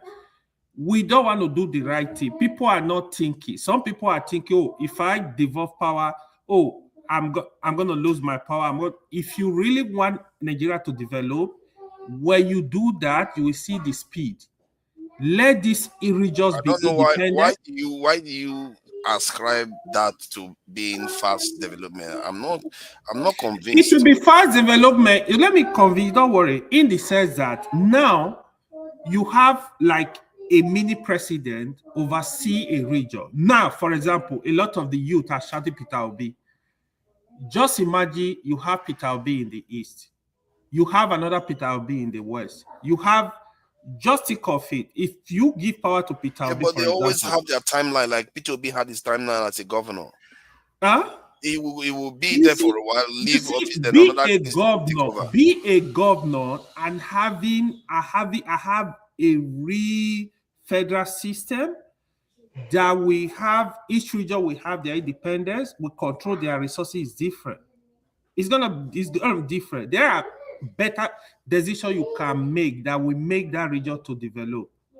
So okay, I'll give you an example. Let me interrupt 1 second, just 1 second, sorry. Forefathers, one thing that would actually work in that instance is if you allow people to make their own laws and develop at their own pace, at their own speed, right? All you need in that instance, because we need to lessen the burden of the federal government to make it more effective. So all you need in that instance will be to improve on federal government oversight. So the federal government will have power over the rest of the regions, but they just monitor them. They just a lot of monitoring. The federal government will still be powerful, but not as powerful as it is now.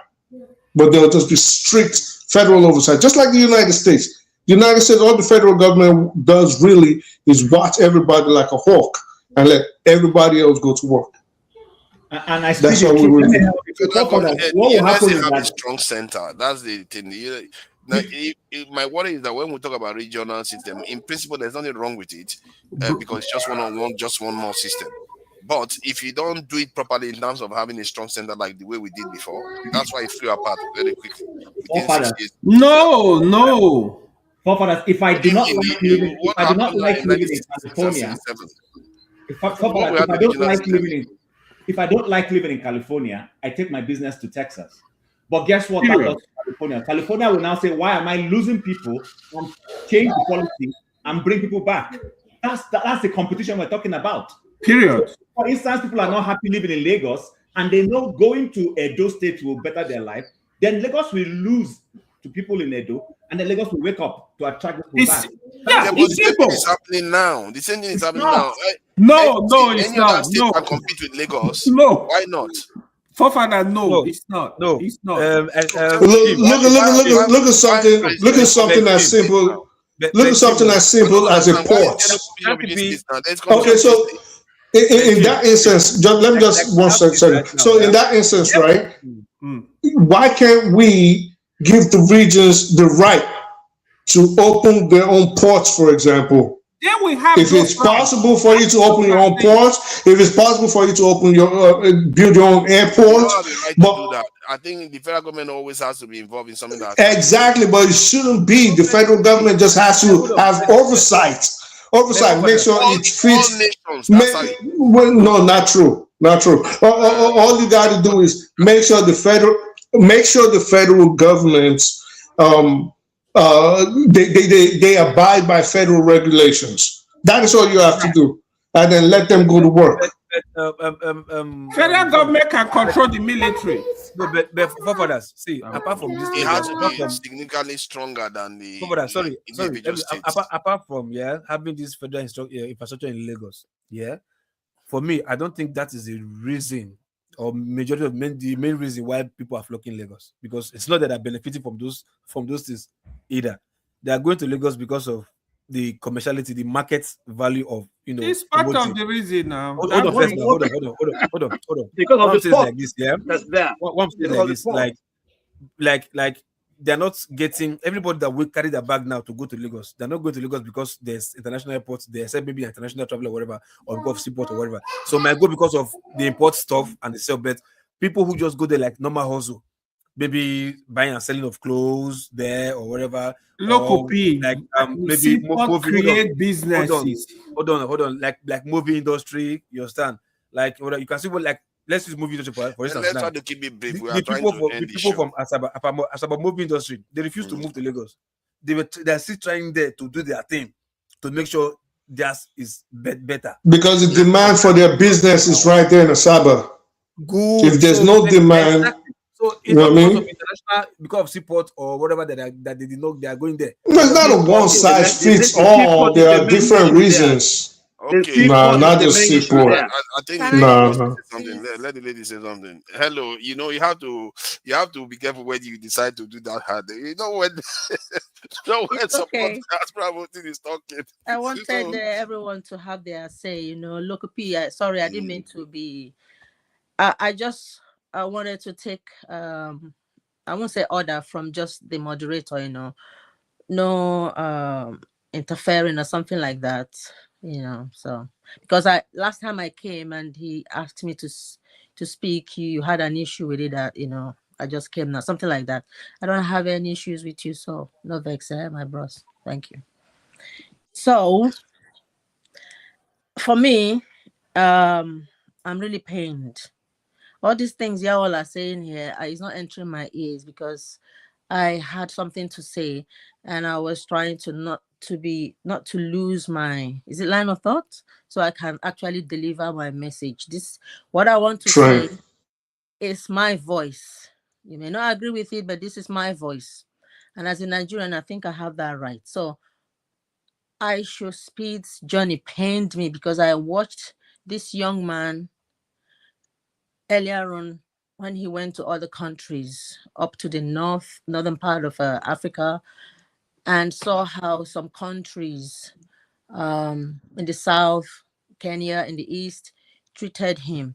And I was hoping that the people who are at the helm of affairs of our tourist department would take notes of why this man is in Africa. For a purpose, his genre, his target audience. Do you know why is he in Africa? Then when you know why he's in Africa, you begin to plan, because that is a window of opportunity we can make good use of for tourism and connections. You know, it's not about the cloud chasing. It's not about one person as a Nigerian. It's about Nigeria as a collective front, you know, mirror to the whole world. What does it look like? And then lo and behold, on that fateful day, I was so excited to see him in Nigeria, regardless his age, because he's doing mighty stuff. It's a window of opportunity. It's not like he's God. But imagine if 50 million people could see your front door that is worthy for business, for tourism, and then it spreads, word of mouth and stuff like that. It is good opportunity. We may look at it as is nothing, but it was a good opportunity for us to kind of begin to redeem our image internationally. Do you know what I mean? I'm wondering, getting there, how did he land? Knowing that he the kind of streamer he is, he indulges in locals, you know, in histories, things to showcase the African heritage and culture. You know, it's not about how popular you are, how much money you have, how much muscles. If you have muscles, maybe traditionally, are you a traditional fighter? You know, something unique. You have to make yourself stand out from other African countries. What do you have that others don't have that make you Nigerian? We have rich heritage cultures that we have abandoned. It's been demolished and infiltrated by foreign cultures, and we're losing our identity. You know, we don't know who we are. If we are lost, then how are we going to start to say Arewa go, Biafra go, and then, like I have said, a house with a crack cannot stand. If the foundation is faulty, it ain't gonna stand. If the mindset is corrupt and thwarted, it cannot produce any good fruit. So what would make us, what do we learn from this? It looks small, but it is big. Experience is the best teacher. Now we have to learn from this, not by bantering to defend our what's happened or blaming the boy. Some people say is Pella, is all that. Pella is a product of Nigeria. You see, what was that guy saying? I am strong or whatever. Can't you see? You know me. I'm angry. Can you see? And stuff like that. So, those are products of Nigerians. Hold on. Let's do this. Let's see this guy. Let's just see one more time, because this guy could have been big. Maybe this actually would have worked with him, but he just ruined the entire thing himself because he was charismatic. My son is too much. Can you see? My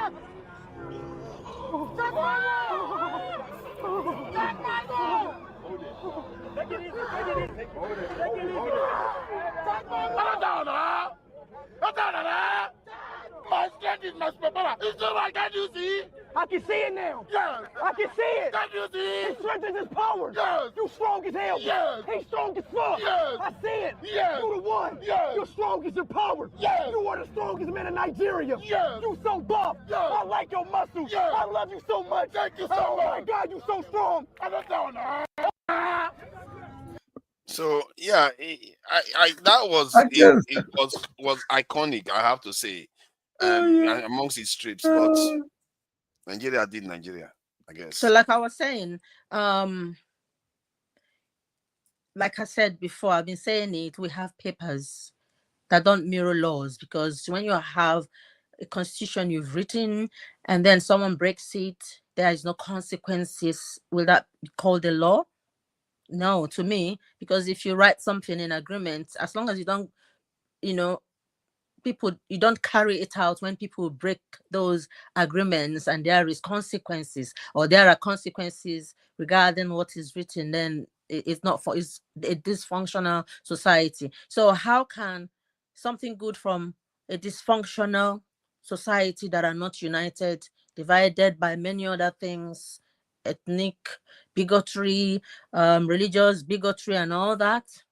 So now, didn't the Nigerian government, I know they have bigger fishes to fry, they may think, but this is important, or someone, what are the structures in place to get to know that someone like Ash, they've known that he's coming? Why wasn't things planned?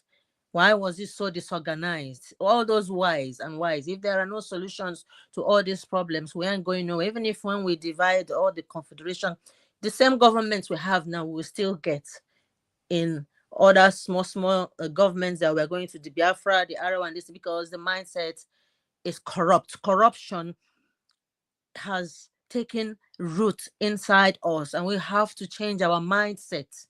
All those our cultural heritages that we have destroyed, we need to begin to, build them up, learn from this. Why Lagos? Is Lagos the only state in Nigeria? When people are saying tribalism, I understand it.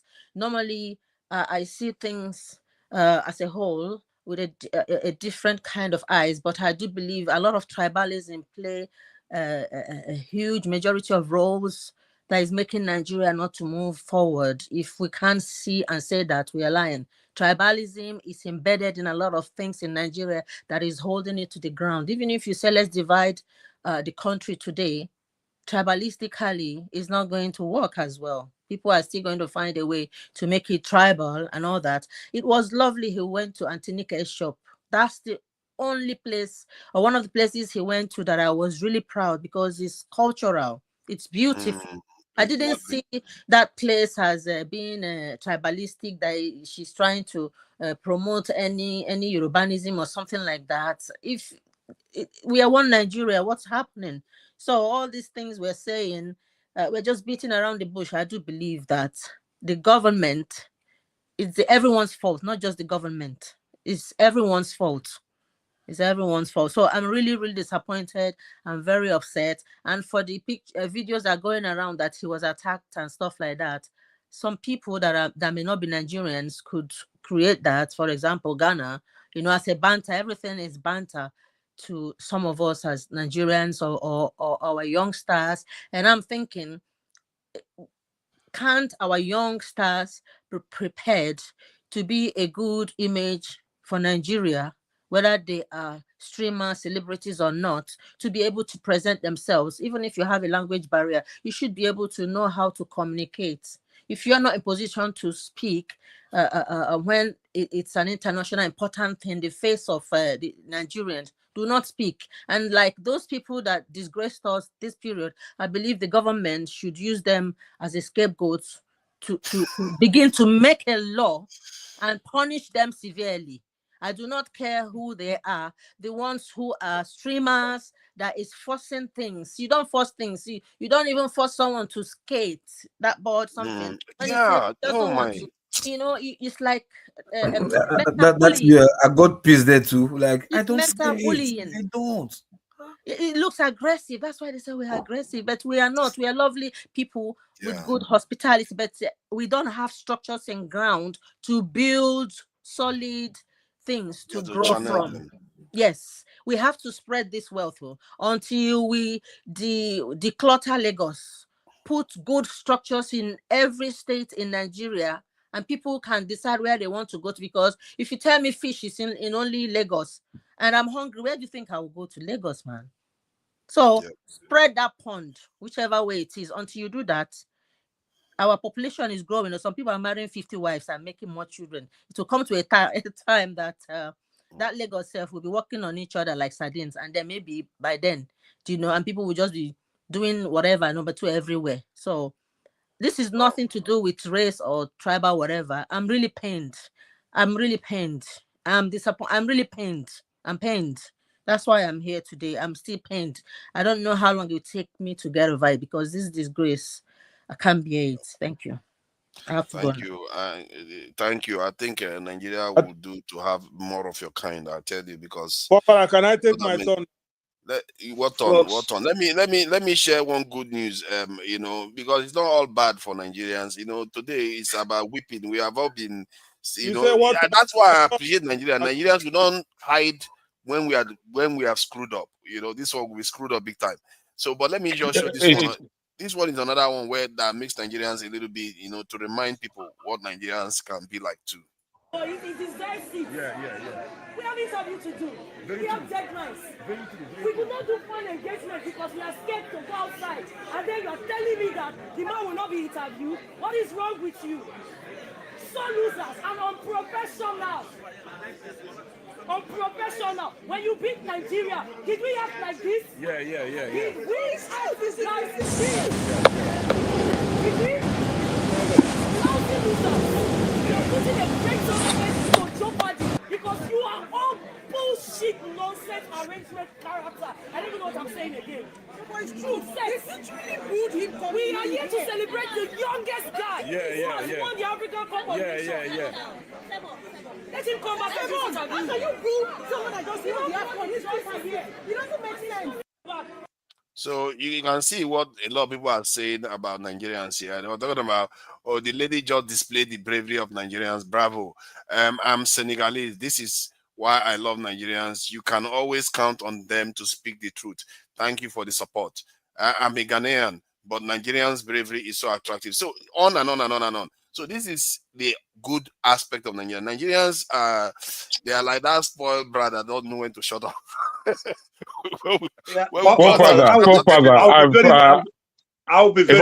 just come on. I haven't spoken, but I've been watching the whole show. Please. I want to say good night. I think if I can take a turn now, because obviously everybody has spoken. Let me just come in real quick. And I'll create another stream. I don't have the time. I'm sorry. I really. Oh, really? Are you speaking to me?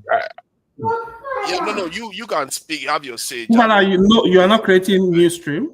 I can't do today. Oh, you see meeting with your side chick today? Okay, it's okay. It's okay. I understand. Side chick I have. You have to have a chick before you get side chick. You have to have chick first. Yeah, let's allow Chim, since Chim has been giving us some. I've been listening to Chim, he's been very interesting today. However, because I don't want to forget what I've been thinking. Chim is positioning himself against himself. We need to send him to contest. I've been listening and I've been involved in the background. We are going to give you straight 4 minutes to speak before I close, but let Chim just 1 minute. I'm done. Okay, everybody wants to say 1 minute, one minute now. Okay, good thing. 1 minute, everybody. Then Jago 4 minutes. 1 minute. I'm done. Okay. But Father, what of me that has been waiting now? Let's start with Chim. Then we'll go. No, I came before you, brother. No, you are the last way to speak, Jago. We're going to give you the last. No, don't let me be the last. I don't want to be the last because actually the reason why I've come on is because of a couple of people that had spoken, and I liked where that communication and conversation was because it was about the development of night. You want to speak first? Yes, please. I prefer, and then you can give them the time. Okay, go first, then 4 minutes. Thank you. Very good. Good evening, everybody, and I've been listening. I've been listening since I got back and the show beforehand. I actually finished the show beforehand, Rudolph, and it's been interesting. And I came on now as I would have just stayed back listening because of what I think Chim began with it. Our brother Speaks touched on it. And then even indeed our young lady who was very graceful, I think, in firstly apologizing as she should do, as she should have, to our brother, the way she spoke to him. I think she was correct in her apology.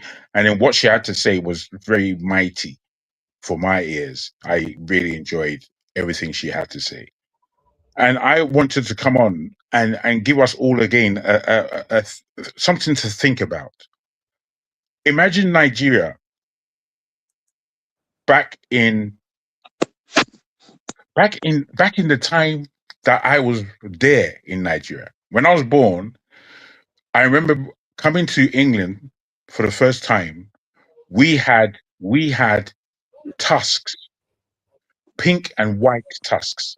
The pink tusks were from the elephants that we used to have in that riverine area of Nigeria. And the white tusks was from the elephants that we had in the north of Ondo going into Ekiti. Elephants. We used to have herds of them. I had one in my backyard, an elephant. And this was reasonable for me in going to Nigeria. I remember going back and forth to Nigeria and going to a place, Melege. Melege is a massive plantation of wood. And as you go further into the forest, you can see leopard.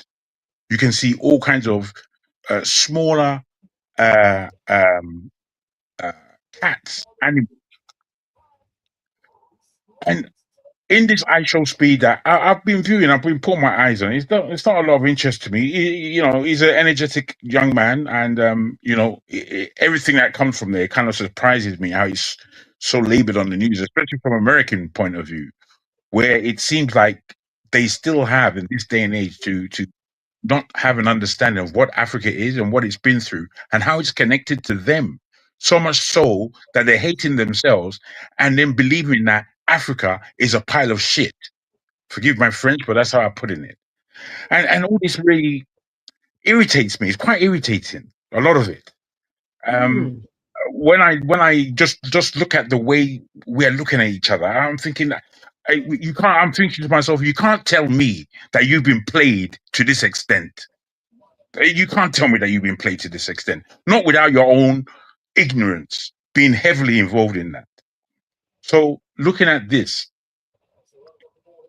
just think that we've squashed so much of what Nigeria used to be.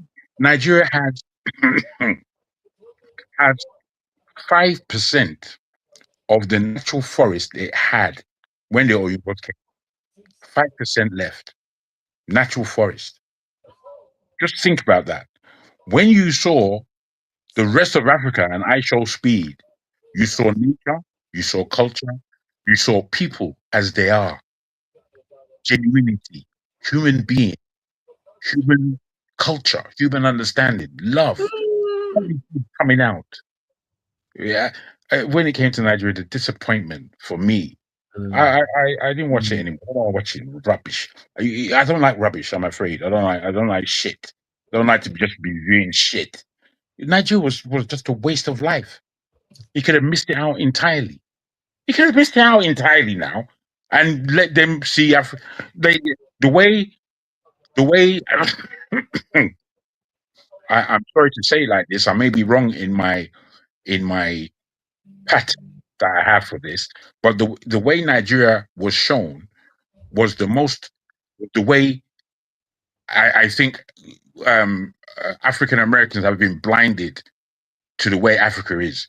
To look at Nigeria was to confirm their suspicions about the way Africa looks and Africa is and Africans are. And for me, we need to pay attention. Lastly, I just want to say this to round up. Imagine that when you go to Nigeria, there's only really 2 cities to see.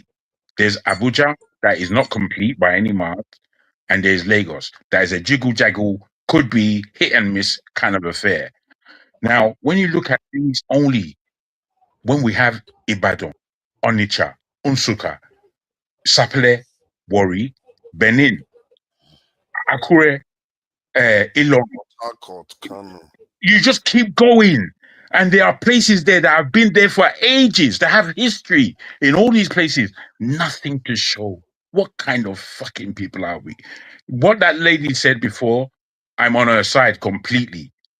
Nigeria, we've just been wasting time, wasting money, suffocating ourselves in Englishness that we are not. We are not English. We've been tribalizing ourselves, not understanding that you are my neighbor who I've been beseeched by the Father God to look after. That's who you are. No, let's be tribal. Let's stab each other in the back. Let's just be stupid. My brother, there's a way we have to look at each other that makes us understand we haven't begun. Especially those of us living in the West and know what it is. Time is up now. Come on. Thank you very much.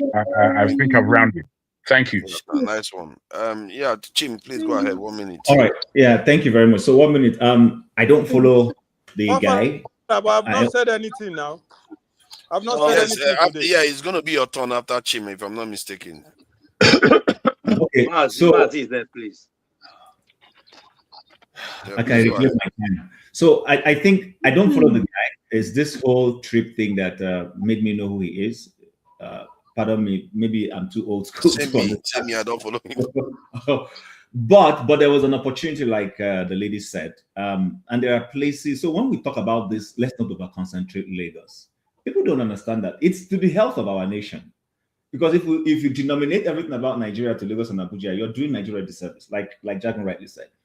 There are places. This falls under the purview of arts and culture, if I'm correct. And there are places to have taken this guy to, like somewhere in Ekiti State, this Ikeokosi, Warm Spring, and all those places. There are a lot of other places we could have taken him to, that where he would have gone to, and would have had a good perspective of Nigeria and what Nigeria offers. Because this is an investment opportunity, but we lost it. So I hope that at the end of the day, people will understand that we need to have the right people with the right mindset, with the right planning, so that Nigeria can be properly positioned for the benefits that the world offers. That's all I want to say. Thank you. I appreciate that. And clearly, you are the chat favorites. I don't know. No, one of these days they will turn on you. Don't worry. They will turn on you. They will turn on you. Revolution now, welcome. 1 minute. What do you want to say? Revolution now, are you there? He's gone. Is he? He's muted. Yeah. You are muted, and your camera is off. Okay, we'll go to the next person in the meantime. Then let me talk, and then yeah. Okay, you want to jump the queue? Okay, I wanted to. Yes, have you. Let's please. see. Okay, please go ahead. 1 minute. Yeah. You know, forefathers, this young man, when he visited Greece, you played how he was treated in Greece, right? Yes. How he was mocked, how he was, racially abused. Yes. This is exactly what the Moroccans, or what are they called? Moroccans. How they treated Moroccans, how they treated the Senegalese and people like us, people with our skin color. This is what we didn't discuss this very, very deeply today, because that was a horrible thing that happened in Africa. And while we accuse the white people of racism, Arab people are the most racist people in this world. Let me tell you. This world, Indians are competing for I'm telling you. Let me tell you. No. I'm not exaggerating. Look at the black people. The black people who are living. Already gone. Excuse me. The one you are talking is a big competition, or you don't know. It's a big competition out there who hate black people. No. Excuse me, because when we talk about this, we have to be very, because this thing is very painful. It's 1 minute. Okay, 30 yes, seconds. It's very painful. I'm right now. It's very painful when your fellow African treated you worse than a white man is treating you. It's very, very appalling. Unfortunately, we didn't discuss about it because Arab people are the most racist people against black on this planet. We can argue it next time. Good night from here. I would like to discuss that to find, get an idea. Revolution now, 1 minute. Go ahead, please. Point of correction, Mr. Forefather. Recolonization, please. Okay. I was trying. Okay, it's all right. Don't overlook. We have finished revolution. Now no one dies. So make we focus on the new suggestion. So you invite other people to come and finish yours. Okay. Go ahead. Yes. If you can't call you Danuko, you obvious, yeah. 1 minute is going. No, 1 minute is going. No, it's not 1 minute. I haven't spoken at all. It's gone now already. I've not spoken at all. I will start it again just to be fair. Start. Okay, I start right now. First of all, I want to thank my brother who told you that the Arabs are the first person who called me nigger in this Sweden is a guy from Morocco. A colleague. Even I was his boss in that place. So I support brother for saying that. Okay, you see, I want to correct the impression. When I come here, I tell you people recolonization, revolution. Some people say I'm talking rubbish. All of you have spoken very well the problems of Nigeria. But the thing is implementation. How can we implement all these good ideas you people are bringing to the table? Before, Nigeria was a very nice place. Suddenly, a group of criminals came to power and they just destroyed that country. And the only option they've given us today is to go to the polls, go and do an election. Election is around the corner now. Look at all the people line up now that we are going to choose from. 1 minute is gone. Sorry. It's not 1 minute now. I've not spoken now. 1 minute I for started those. it 1 minute. Round up. 30 seconds now. Just round up. Former, you are not fair. I've not even spoken today at all. I begged for 1 minute before. Now it's my turn to say my thing. You say another 1 minute. It's 1 minute. Sorry, we are rounding up. That's why. If you wanted more before, I would have given you. Okay. Let me respect myself. Good night, gentlemen. Thank you. I appreciate it. I really appreciate it. Next time. Who next? I think that's me. Interference. Yeah. Okay. Okay. So let's first of all let's correct something. Moroccans are not Arabs. They are Amazighs. If a more derogatory term would be to call them Berber. I don't know why they find it derogatory, but the Algerians and the Tunisians do not. Their treatment. They call themselves Arabs. That's the problem. No, they don't. They call themselves Amazighs. They call themselves the regular Moroccan. I have tons of them as friends. They call themselves Hamazighs. So they are Arabized because of their religion, their language, maybe culture a little bit, but they're Amazighs. Now, one thing I want to correct is they are a weird bunch. They treat everybody the same. This is why you see when they lost, Algeria was happy, Tunisians were happy, Egyptians were happy. So they also have beef with the Moroccans. It's not just a color thing. For some reason, they're just weird like that. I don't think it's just good. They have the same problem with the rest of the North Africans. So your bell is ringing. To be fair, they do have admixture, but smaller, lesser admixture than all northern African countries. That's the Moroccans, lesser admixture of non-Africans. And what do you mean lesser? No. They have percentage of they have a very actually actually out of all the remaining northern African countries, they have the highest admixture of sub-Saharan African in them in their DNA. Go check it out. This is not supposition. And for your information, yes. I think up to 10%, if I'm not mistaken. Or more than 30%. For your information, Morocco, no, I said more than 30. Huh? Morocco was not part and parcel of the African Union for a very long time. Right. Because they were trying to join the EU. That's what I'm saying. They left their mindset. Support the African voting. Take your 1 minute. No. Hold on. Support the African voting. You need to take your 1 minute. I need to round up. Yeah. Yes. That's where I go vote. You got it right. Local P. Yes, because of Western Sahara. Because Western Sahara problem. That's yes. 100%. Yes. Yeah, please go ahead and support the diaspora voting. 1 minute. Oh, there's my turn. Yes. Okay. Anyways, like I said, it's all about Nigeria. We are here for Nigeria every day, day in and out. But I think 2026, time is going. The more I don't think we ever believed Nigeria was as bad as this, if not for the arrival of Asho Speed. Yeah, we may have it, imagine what we see in the news and all that, but we never knew this disgrace would have still been. Although, like someone said earlier, this is not really the true reflection of Nigeria. But the bad thing is the people that are giving platforms, who happens to be the ambassadors, you understand, as in by default, people in the airports, the immigration, the customs, the airports, the police, the these influencers who happens to be in people's face via YouTube, internet, and Instagram. You understand? I think we should really be caution, put more invested interest in them, because else, Nigeria's image going to be laundered, in a wrong light.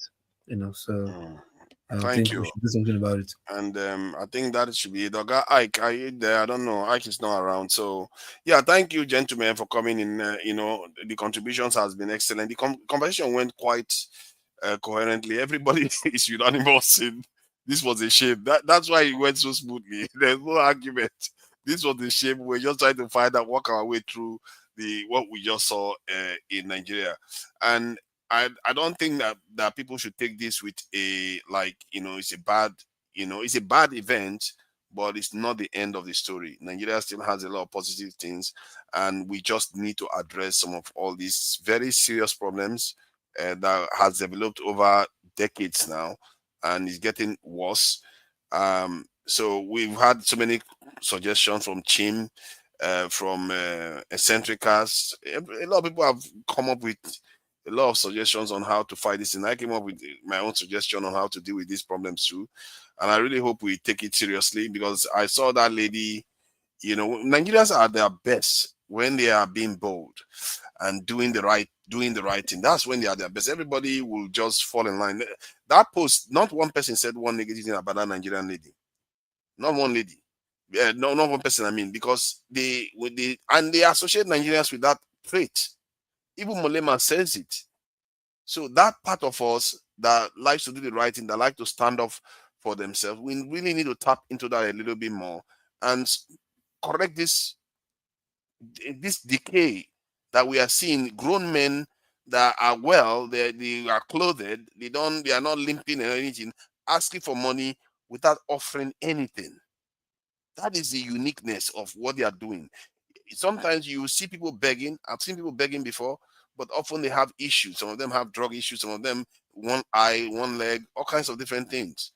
And others, when they are kind of begging, but they're not really begging, they are trying to force you to kind of patronize their service. Like in Egypt, somebody will tell you they want to sell you something, they will really pester you, and it's really a problem too. They will pester you, but that is it. In India, what they will do is, the people on the street in India, they are very, very rude, the children and the young people, and they will be in your face being rude to you, but they're not begging you money. Nigerian one is unique. They are not offering you anything, they're just asking for money, to give them money. And even when you offer them money, some of them even have the gall to tell you no. We really need to think about it. I've seen things in my time. I've never seen it this way before, and I find it really, really disturbing. And you see other aspects of Nigeria where somebody was trying to offer him a lady on camera. And then you see the other one that says he's the best interviewer in Nigeria. Even the other one that accused him accused his security of pressing her breast. Yeah. Fathers, I want to ask you, why do you always say Russia used to be a mafia state? Yes, it was. It still is. Yeah, controlled. Before it was out of control. They were controlling 70% of the economy, and they were killing everybody. So that was the difference. Now, Putin is the head of if you want to call it the mafia. So what I was talking about, the issue with the Nigerian, what I observed in Nigeria this week that I find disturbing, is that entitlement that we have. And is the reason why I think I said it, that we don't even send money home to our family members to do work for us. Most of us don't do that because we don't trust them. They are willing to cut their nose to spite their face. Like, you, instead of them to work with you so that you send money to them, they do something for you, then you give them money for their own upkeep, and they send the money back to you, and they offer value. In other words, they don't want to offer value, they just want to sink you. For the life of me, I don't understand it. It's the same thing what strongest man, that I'm so strong. That same thing he did to himself. He had an opportunity to make a break. I should feel like him, but he ruined the entire thing himself. And this is Nigeria for you. We really need to think about what we are doing. I'm sure I don't have a clue how to fully resolve this. And just anybody that has listened to this, just take advice from various people and and see how this can be done. If you are somebody that has access to corridor or power, personally, I believe that you need to, if you want the most efficient way to do it, you want to find somebody that has a reputation that is incorruptible, and surrounding with people that are like him, that are willing to carry out this order, empower him. You haven't been on Twitter that long, have you? Twitter.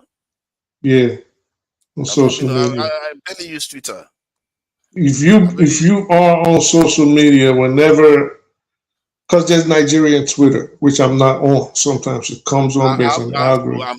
I'm trying to close the show. Sorry. If you go on Nigerian Twitter, you'll see that's all they do. They beg. The moment they know about social media, that's all they do, giving their account numbers, begging. Everybody knows them for that. They just begging all over social media. The last like 6-7 years. Many of them, that person that is begging you, he's building a house. They will be building a house. They will be telling you, sir, They just be giving out their account numbers and their name. You. But it's okay anyway. And let's see. There's something we can learn from this, and I hope, and I'm happy that Nigerians are not trying to defend nonsense. When we do nonsense, we own up to it, and let's hope that we do better next time. Shawolu, I'm a little bit disappointed. I thought all the hype they were hyping, at least some of it was correct, but this is just throwing all that. He just threw all that out of the window now. It's like, this is worse than Lagos was before. If this guy came to the Lagos of Abacha time, he would have had a better time than what he found when he came this time. He wouldn't have seen that man that is acting entitled. He wouldn't have seen people on the street begging him to give them money. He wouldn't have seen a reporter that claims to be reporting that doesn't even know his age. Those days, people had a little bit more serious. They're a little bit more serious about things. So let's hope we learn from this and correct some of our errors. Thank you, gentlemen, for coming in. And let me thank you to the people that are in the chat. I appreciate all of you in the chat, and Oscar Blackbone that donated to the channel. This is extremely valuable to the channel. We can't thank you enough for it. And Chioma, as always, thank you for the support. And you guys should be supporting the channel more, because this work that we do here is very, very rich and very, very honest. And we try to come with raw information as we see them. And we give our opinions and advice. We learn from each other here, and you can't put a price on these things, especially these days where there is so much falsehood, AI generated content, that you can't even tell what is true and what is false. You see people here, they come here, they put their camera on, they talk to you as honestly as they come, and some of them are experienced people in different industries. So it deserves to be supported, especially when an election is coming on, and there's a lot of work that is in place that needs to be done, and there is no way you can transform that country without supporting such a movement. We are not promising you anything that we're not promising heaven. We are promising to be as honest with you as possible. Transparency to the people that are donating this money as possible. And we are going to do the work that we are to better our country, to better our prospects. That is why we are all here. None of us are getting paid. So it's good to support the channel. And that's why I thank Oscar Blackbone and Chioma for supporting today. And, McKennelly, I see you there. You support, you're actually quite rude and insulting to me. Apart from when I'm closing the stream, that's when it's nice to me. It's like, oh, it's about to leave. Thank God. Let him go.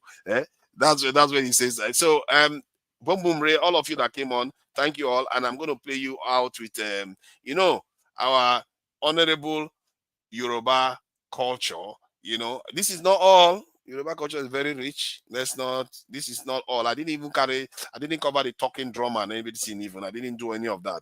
So Yoruba culture is very rich. So next week, we are going to be going towards Benue, and we're going to be heading towards the Middle Belt, the tea people and everything, so that we can start heading towards the north and see what they have to offer, the rich culture that they have to offer in Nigeria. So till next time, bye everyone.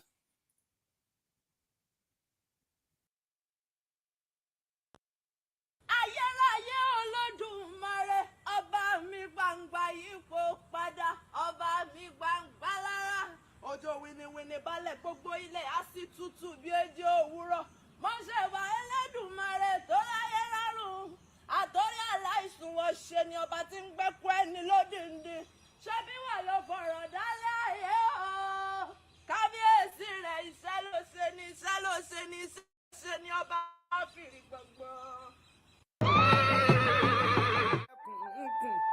orí adé tọmọdé tàgbà ní dáríjọ tí bọ̀gún àràbà bó bá ti di lọ́dọọdún ayé àmọ́ dáríjọ wá pínrẹ fún yín ní orí adé ó bàbá mi àgbógbógbó fèwú sókè kò sí ohun tí ó sọ bá ẹ ní kú mọ́ wa lọ́wọ́ àwa máa ń forí balẹ̀ fọ́ba wa ni o àwa máa ń forí balẹ̀ fọ́ba wa ni àwa máa forí balẹ̀ fọ́ba wa ni o àwa ń forí balẹ̀ fọ́ba wa ni ẹ̀yin lẹ́mọ̀ bọ́ba yín ò jọ yín lójú àwa ń forí balẹ̀ fọ́ba ni ẹ̀yin lẹ́mọ̀ bọ́ba yín ò jọ yín lójú àwa ń forí balẹ̀ fọ́ba ni ẹ̀yin lẹ́mọ̀ bọ́ba yín ò jọ yín lójú àwa ń forí balẹ̀ fọ́ba ni. Kábíyèsí.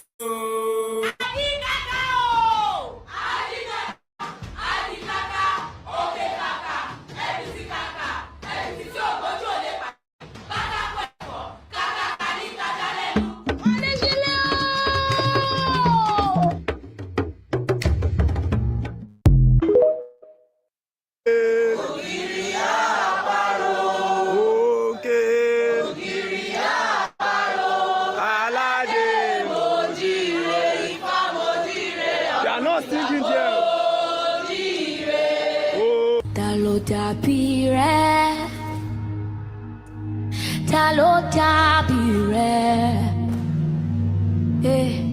nínú gbogbo alágbára ta ló dàbí rẹ̀ Olúwa ta ló dàbí rẹ̀.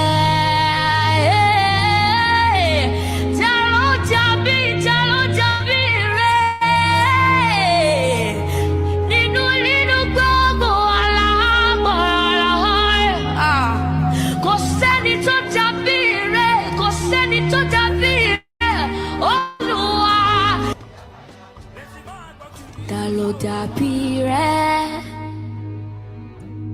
ta ló dàbí rẹ̀ nínú gbogbo alágbára ta ló dàbí rẹ̀ Olúwa ta ló dàbí rẹ̀.